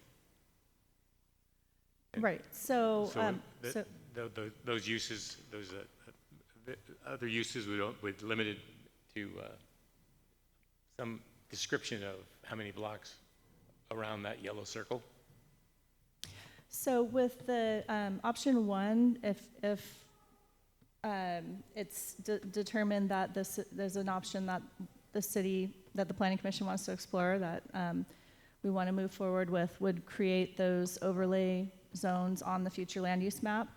And so I have a couple of close-up plans or site maps showing those areas up close. So I could just walk through those really quickly if that would be helpful. These were areas that we thought maybe it would make sense to establish these overlay zones in because of their existing commercial use within the area, or location on main streets that would be accessible to a lot of people, and other reasons. So the first overlay possibility is the area north of Oklahoma, between the roundabout and 37th Street. So it includes the store grocery and then the parking lot across the street, and some residential homes on 37th Street. There's a large vacant property between the new cottages, and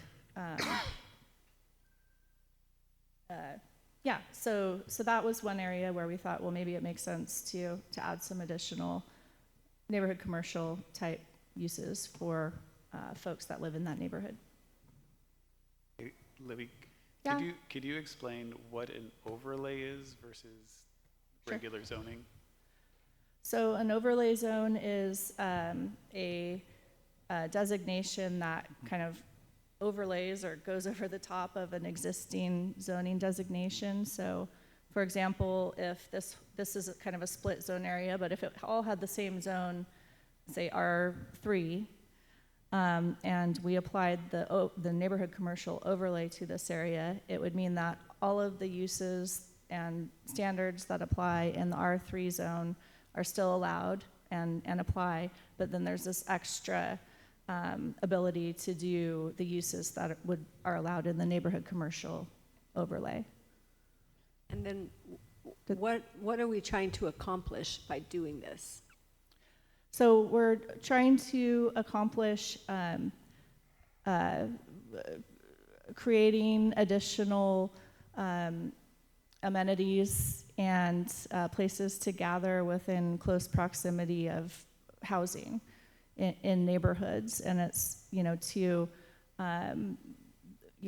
there's probably multiple benefits, but we do have a policy or a couple of policies in the comprehensive plan that aim towards providing additional encouraging walkability, bikeability, providing services close to where people live to cut down on the use of vehicles. It can help reduce greenhouse gas emissions from burning fossil fuels. So that's the thought. By incorporating these small commercial nodes, we can allow for people to have services, have gathering places closer to home so that they can walk or bike to those locations. There was actually there was an item docketed in the resolution docketing or establishing the docket for the 2025 comp plan updates that mentions that there was also a piece of legislation that was proposed in the 2024 session sort of around this idea. It would have required cities to allow for small businesses to locate, subject to certain constraints, within any zone where residential uses are allowed. And so, it's interesting. I think it got pretty far, but ultimately, it still needed more work and did not pass. But it's possible that something like that could come back. So there's just sort of a movement overall to look at this type of thing. So the next location that is a possibility if we do want to create a neighborhood commercial overlay is the area on Oaks Avenue. It's sort of centered on Steinman's grocery store. And I just want to say to you that none of these business owners that I'm mentioning made any request for this overlay zone. This is all, I'm just using their names as, landmarks so you know where we are. And that there is a current commercial business in these neighborhoods. I can see where they might not want to see other businesses there. Right now, they've kind of grandfathered, and they got anybody who needs a six-pack of beer and doesn't want to drive very far, they go there. I don't think I'm not sure they'd be excited about having competition nearby. That's a good point. I mean, they're already in. Yeah. Yeah. well, hopefully it would be a complementary, use that. It goes good with beer. What's that? So centered on 12th Street between G and I. The other idea was out farther to the west on Oaks Avenue, just east of Anacortes Mine Road. There are a couple of vacant parcels on the south side of Oaks Avenue. I think one of them is actually currently being developed. But that is a possibility. And then the final idea was an area west of D Avenue. The 32nd and D roundabout is just to the south here. So 28th Street. There's a block here that has a few currently vacant parcels. The rest are pretty new single-family homes. So, but that's a possibility for providing some services in an area where there really is nothing. It's pretty much residential for quite a ways in that area. Is that where the Habitat for Humanity duplexes are going in? No, that is across the street from Storvik. You mean in the new property that they're working on? Yeah, I think that's on 29th Street, just across the street from Storvik Park. So it's farther to the east. Okay. And a little bit south.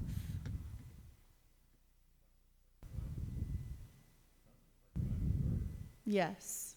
Yep.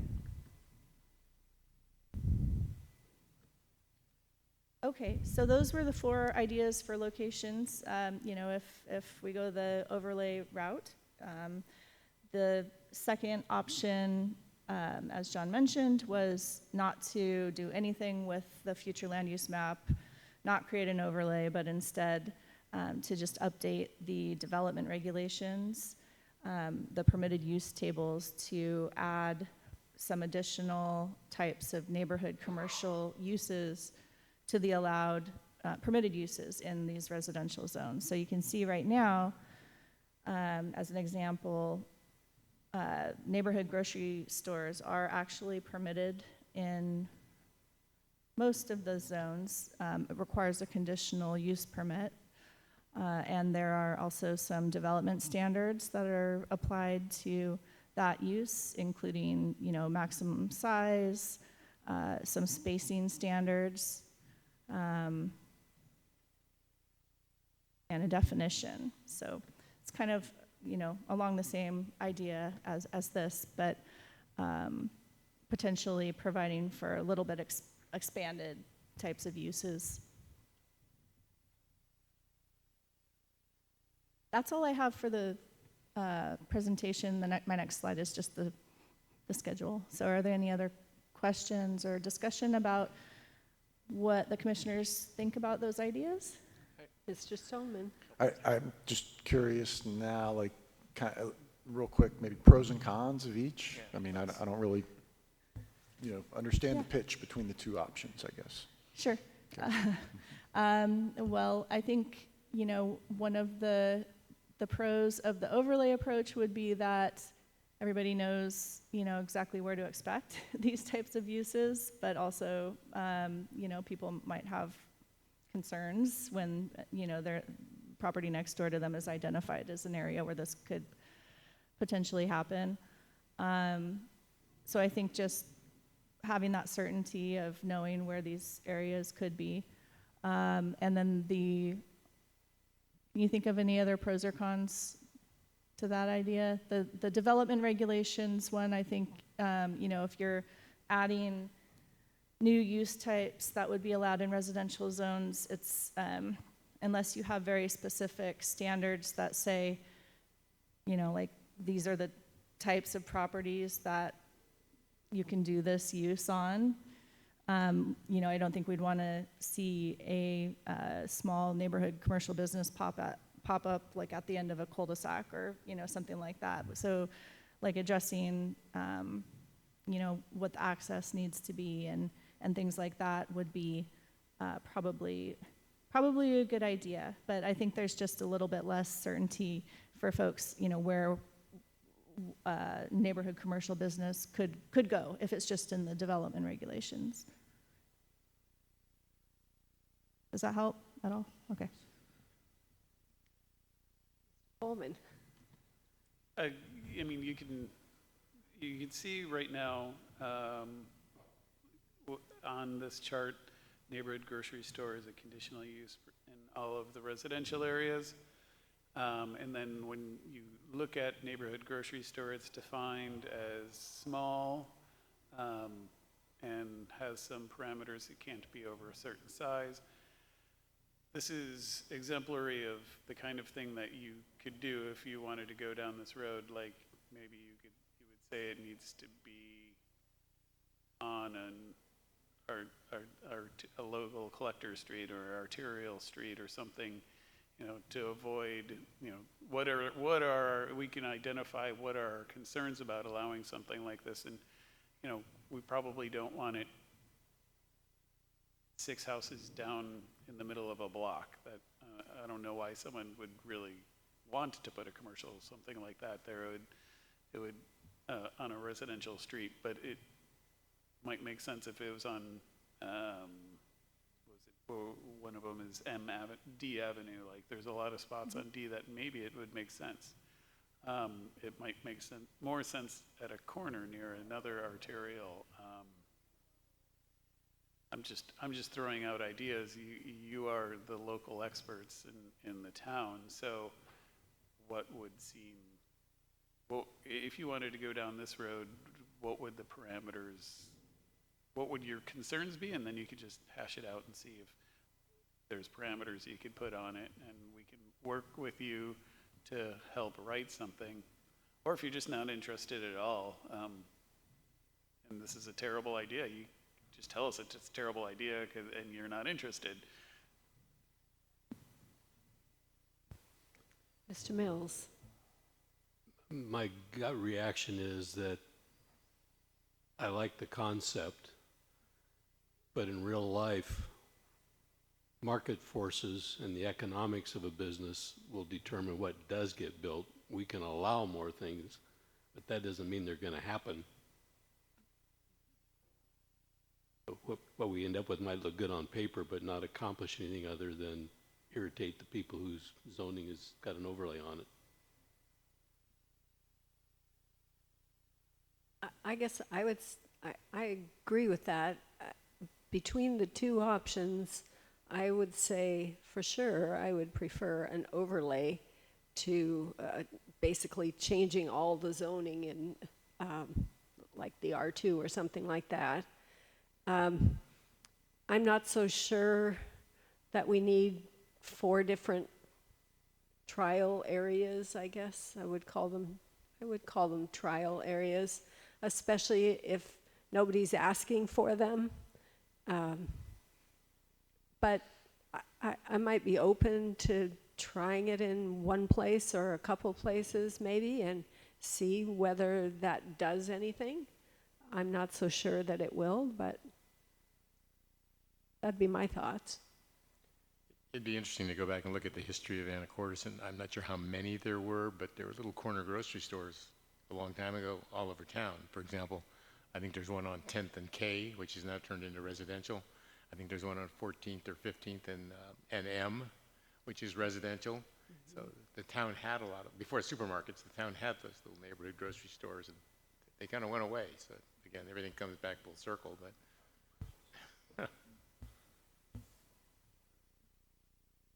Any other thoughts?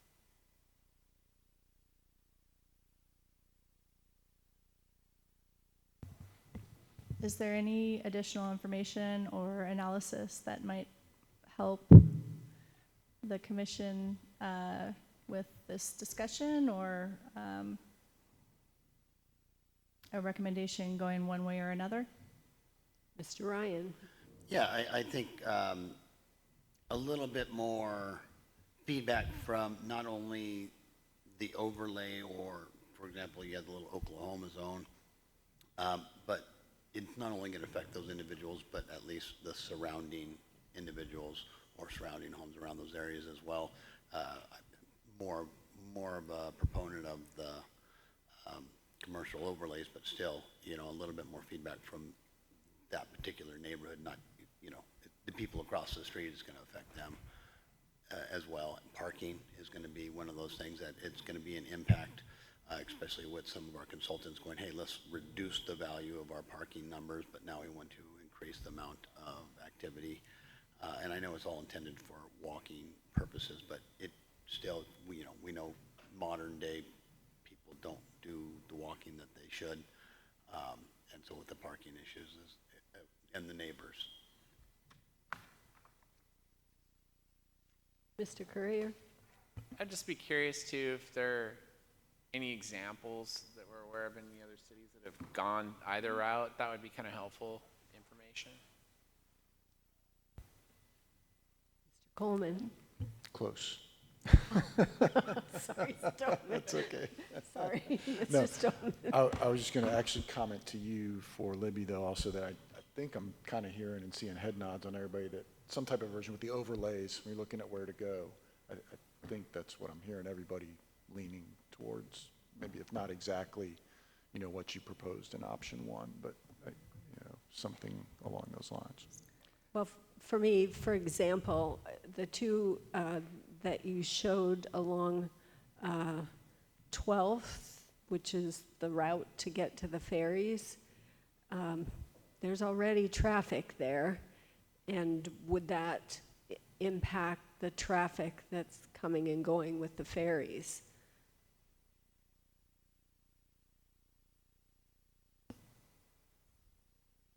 Yeah, no, I mean, that's a great thought and question. I mean, I guess it all would depend on the types of uses that, you know, are allowed and the size and the scale, you know, would affect the traffic and the amount of, you know, trips that are expected to be generated. Yeah, and as long as the goal is to make a more walkable community, I understand that goal. I just know that on that road, it's not walkable, that's for sure. Not safe. Yeah, that's a great point. In some of these areas, the infrastructure might be missing to allow for walking and biking. I definitely have a preference for the overlay, but that very first one you showed, I think I would be a fan of not running it as far west as N Avenue, but keep it closer to the commercial street, one or two lots in from a major commercial avenue, actually. But We're talking about this one? Yeah, I would, you know, I'd be more of a fan of cutting it back to like half a block away from commercial either side rather than as far, especially to the west, because that really does dip into a residential area. And again, if the goal is to have businesses people can walk to, I just think the few property owners that are on commercial, you know, they're already dealing with the traffic. Again, I think I would shrink that area a little bit and hopefully still accomplish the goal. Mr. Ryan? Yeah, and to add to that one, remember the concern about it coming to a dead, you know, a cul-de-sac, right where that line splits. I believe that's a little cul-de-sac down. Yeah. Yeah. That area. I mean, you know, you got the walkway that goes across, and it's widely accessible for bicycles or whatever. But you know, maybe at one point it was a thoroughfare, but it's no longer. But you know, and I live in this area, and I can see potential there for additional small commercials, even if it's, you know, you got a chiropractor in one of the darn stores and a nail technician next door and somebody who makes charcuterie boards, which we do have going on around the city, so. Sorry, I didn't hear the last part of that. Oh, just some of the other small little commercial uses that, you know, that you see pop up in residential or residential areas.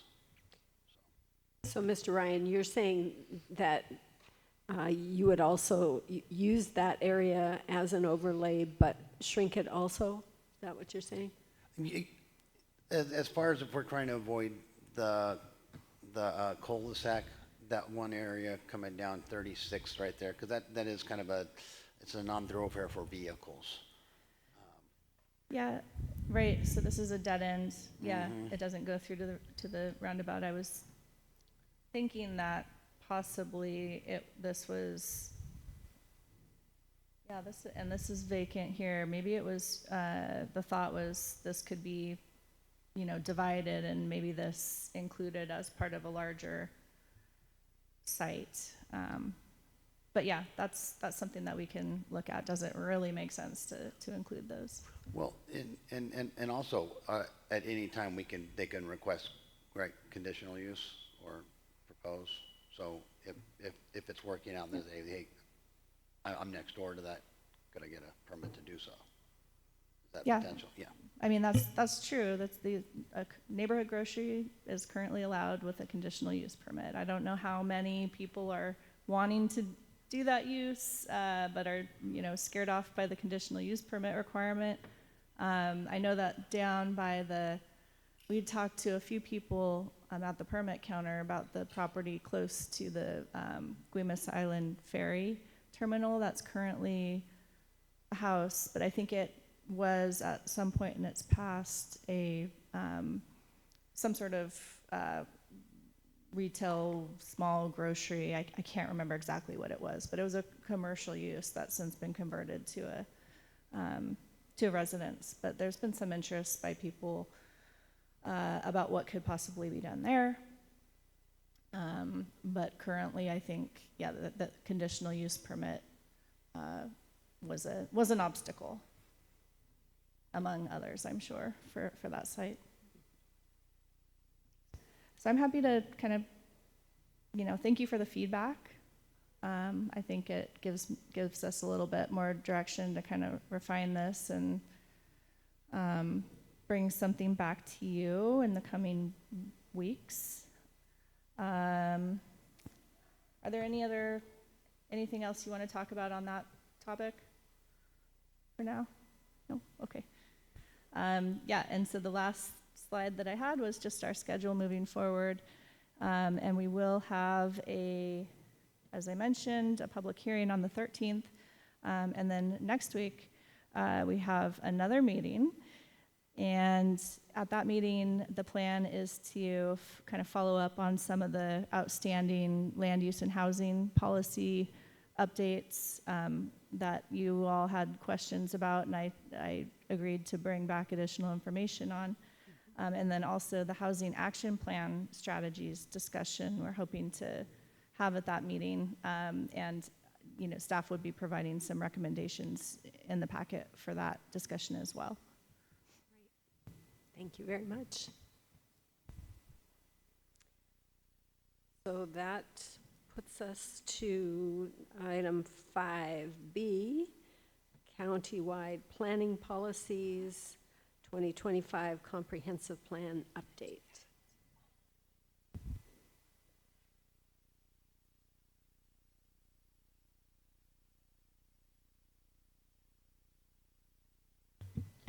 Good evening again.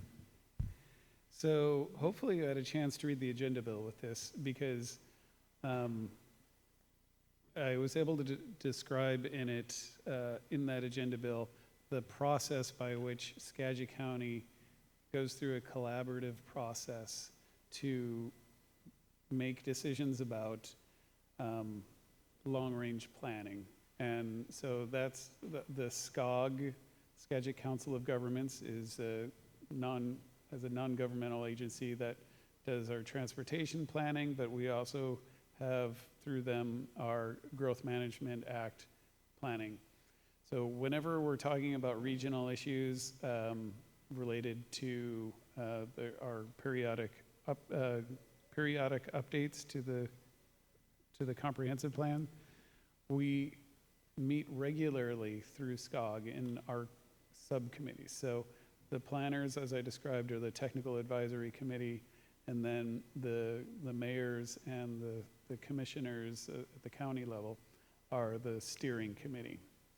So we'll refer to them as the SCOG GMA steering committee. So it's SCGO, SCG SCOG GMA SC. So if you see that, that's clearly the SCOG GMA steering committee. So I tried to go through step by step what that really means and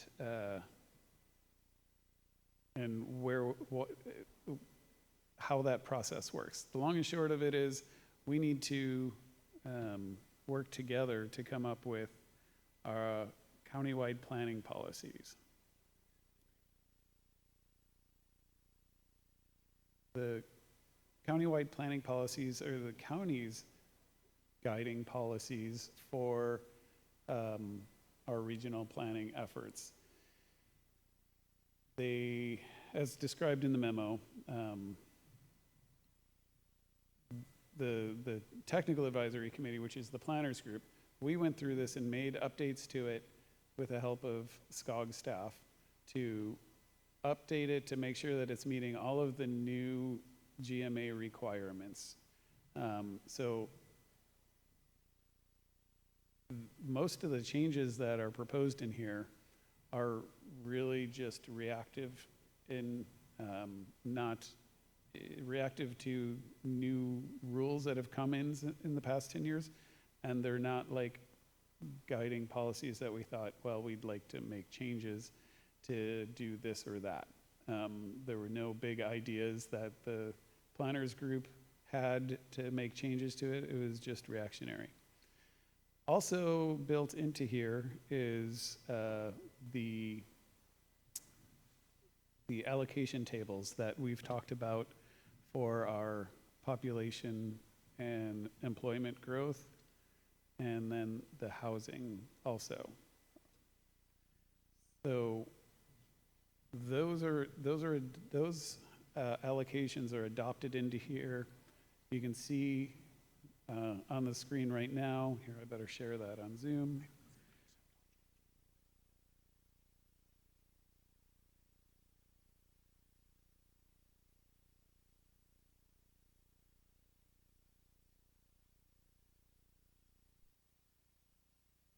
All right, so what I'm sharing on the screen now is the old table, the old allocation tables from the 2016 update that envisioned out to 2036. And then we've inserted in the final 2045 population allocations that we discussed at this planning commission, I think it was 2 weeks ago. Several months ago, we'd given the initial allocations, and then as we've gone through the process of trying to see if each of the jurisdictions can actually handle the allocations, we found out from Commerce that we had to do a little bit of reallocating of the lower AMI housing into the cities, and we talked about that at length a couple of weeks ago. So this would insert these tables that we've talked about into the countywide planning policies. That was the housing, that was the population growth. This is the housing table, which there was no housing table in 2016's countywide planning policies because this is a brand new item. So these do have the updated numbers that we talked about a couple of weeks ago at the Planning Commission. And then the employment estimates are also included in here. Replacing the old employment allocations that were talked about in the 2016 update. The process that we're going through is the SCOG steering committee is going to make recommendations to about this final document. But before they make their final review of it, each of the jurisdictions are asked to have some sort of input and a review process. So we've chosen to take it to the Planning Commission and then have you make a recommendation to the City Council. That way, members of our community have the chance to see this. The other jurisdictions are following a similar way. I think some jurisdictions may just be taking it straight to city council, but thought it'd be a good idea to bring it to planning commission as well before bringing it to city council, because that's generally the way we do these land use planning type things. I don't know if the planning commission wants me to go through line item by line item.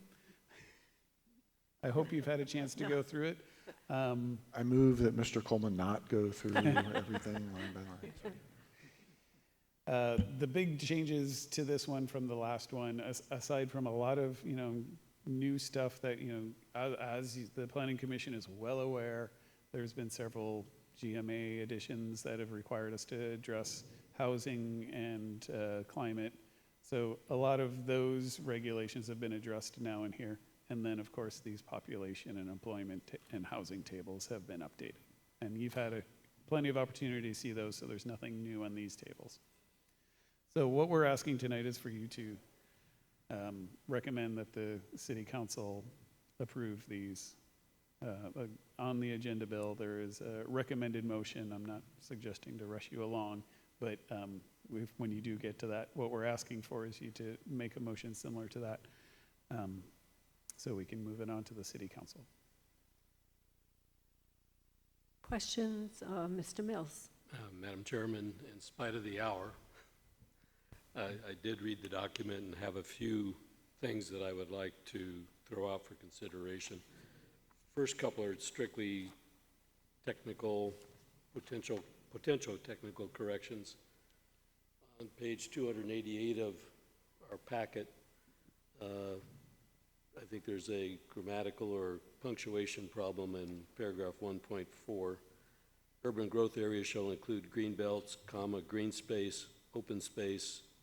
I think either the and should stay in or there should be a comma there. And Appendix B, page 314 of our packet, paragraph 1, initial growth allocations, the Planners Committee, that probably should be replaced with, and I think I've got the acronym right, GMATAC. I think Planners Committee is just an old term that has been replaced by the committee, but maybe I'm interpreting that wrong.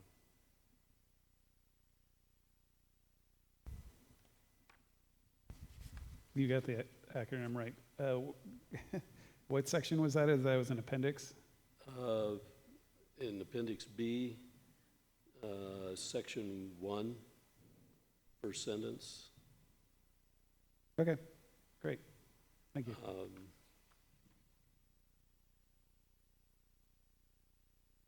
think I got comfortable with the term multimodal. It just means more than one form. That was inserted a few places. On page 310 of our packet, which is paragraph or section 14, the 14 point nothing definition says ensure that comprehensive plans, development regulations, and regional policies, plans, and strategies, bunch of numbers, adapt to and mitigate the effects of a changing climate. That suggests completely mitigating. I think a better way to describe that would be seek to or offset to the, I think seek to is probably a good thing. As stated, it reads that you're going to completely mitigate.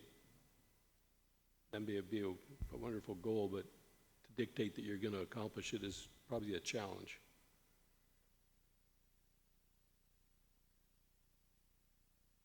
So are you talking about in the gray box? Yes. Yeah, that's right out of the statute. So that's right out of state law.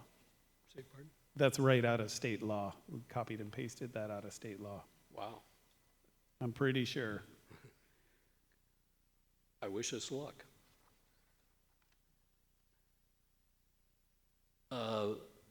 Also in Appendix B, in keeping with your approach to bringing this back to planning commission before it goes to city council, before it goes to the county steering committee. We talked about when the allocations of employment, population, and housing came out that they didn't come to the planning commission until they were done.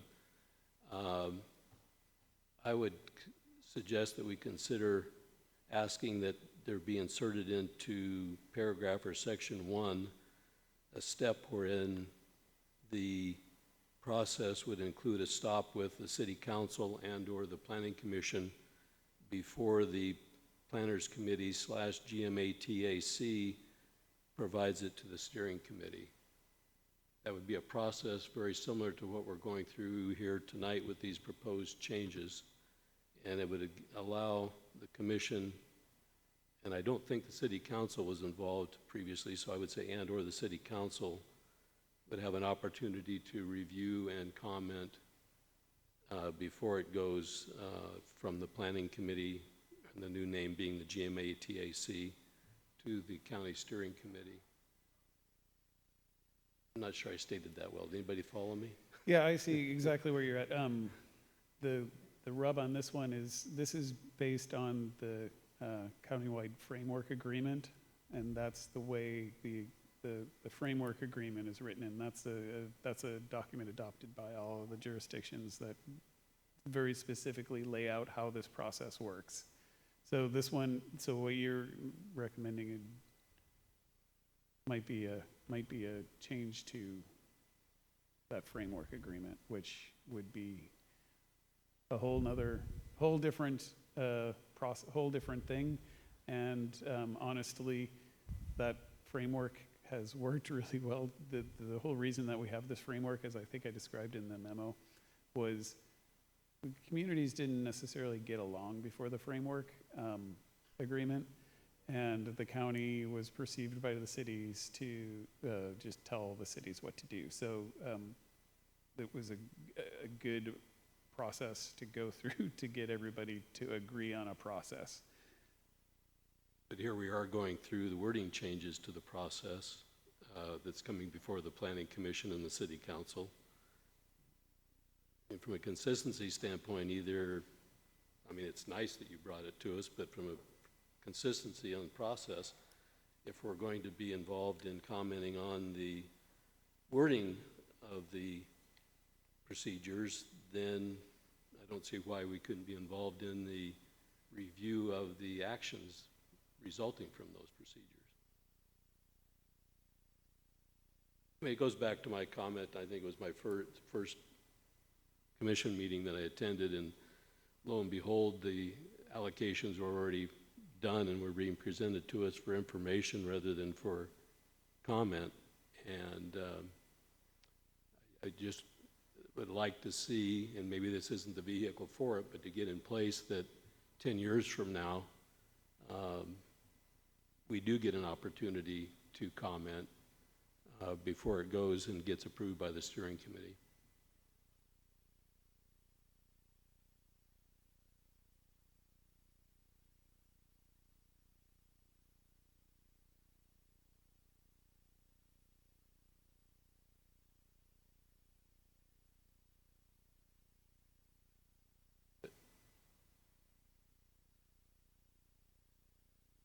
I have a couple more changes to suggest as well.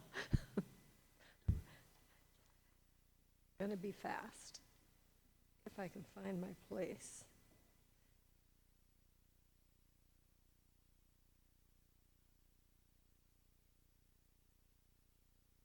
Two quick modifications, but I think they matter. The first is on page 289, which is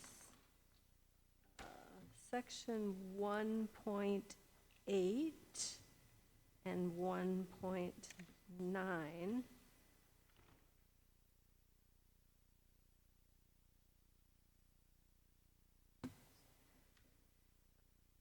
Let's see here. And the suggestion would be to end the sentence, let's see. Skagit County, the cities and towns shall use consistent development and housing capacity methods to determine the capacity of urban growth areas to accommodate population and employment growth and housing produced in the different AMI actually, I would just end it at housing. The reason is because this quotes the methodology of the Department of Commerce supplying that capacity. Their methodology is not clear, and I don't think it changes the general meaning, but it takes out the Department of Commerce wording. And the second one down, also just end after produced. Skagit County, the cities, towns will establish a common method to monitor urban development and housing development, to evaluate the rate of growth and maintain an inventory and the amount of buildable land remaining and the amount of housing produced, period. Those would be two suggestions, and I have one other on page 315 of 316, which is Appendix B, and I would just delete the last phrase. So end with adopted population and employment allocations, and just end it there because it doesn't change again. It just calls into question the Department of Commerce methodology. Those would be my suggestions. So what number was that one? That's Appendix B,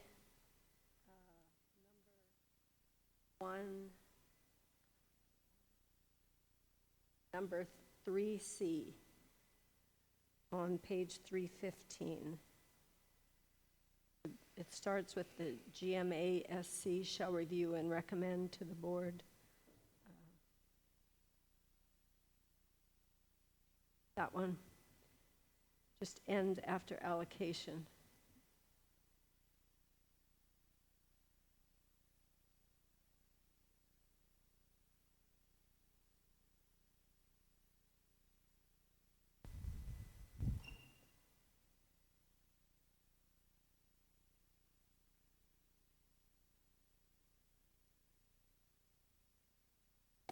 So I think we have a few choices tonight. What we're hoping to do is to have a motion, and we could make a motion with the recommended changes, or we could postpone. I'm sure that would be okay until next week, if that gives people more time to think about the possible changes.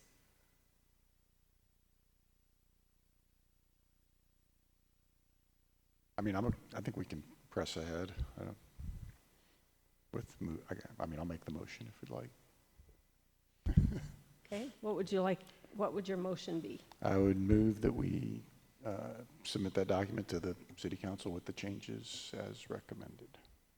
Okay, is there a second? I second that. And Mr. Ryan would second. So there were, how many changes did you suggest, Mr. Mills? I got 6 total. That sounds about right. I did spot you might want to go through the full document. That planning committee language is used in a couple more places also, rather than the new title of your group.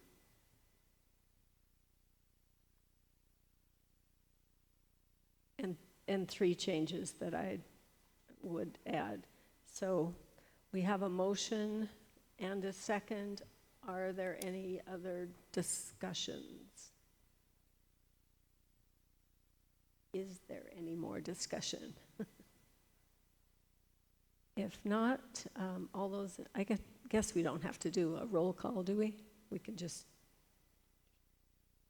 All those in favor of recommending to the City Council a motion to support the SCOG GMA Steering Committee's recommended CCPs, including the final 2045 allocations with the changes as indicated. All those in favor signify by saying aye. Aye. Aye. All those opposed? Motion passes. And I just want to go on record as you do a really good job of reframing our horrible motions with the correct words. I'm just reading. I'd like that in the public record. Item number 6 is Planning Department update. Well, I was going to share the tentative schedule of Planning Commission meetings, but Libby covered that in her previous section, so thank you. Just thank everybody that coming out for the October 23rd open house that happened last week instead of a Planning Commission meeting. It went really well. We had about 65 people attend, not including staff and consultants. So that was a good turnout. And I think as I've been beating this drum a bunch lately, we have currently on our website a survey, an economic development survey that's going to be used to inform our economic development strategic plan. And that economic development strategic plan will be used to help update our economic development element of the comprehensive plan. So it's all tied into the comp plan. So get the word out about that, especially to business owners about the survey. And feel free to take the survey, of course, too. Anybody can take it. Spread the word. And as usual, if you're in doubt where to find it, there is a news flash on the website, but you can always go to Anacortes.com or Anacortes.org, and it's on that site as well. Thank you very much. There goes my voice. Thank you very much. And I would want to say thank you again for all of the work in providing that open house. And I thought it was well attended, and I especially thought it was great to have snacks. And it was good to see more than just one element. That was really great. And thank you to commissioners that were able to make it. That was good too. Having nothing else for the good of the order, I'm going to adjourn the meeting, 8:47.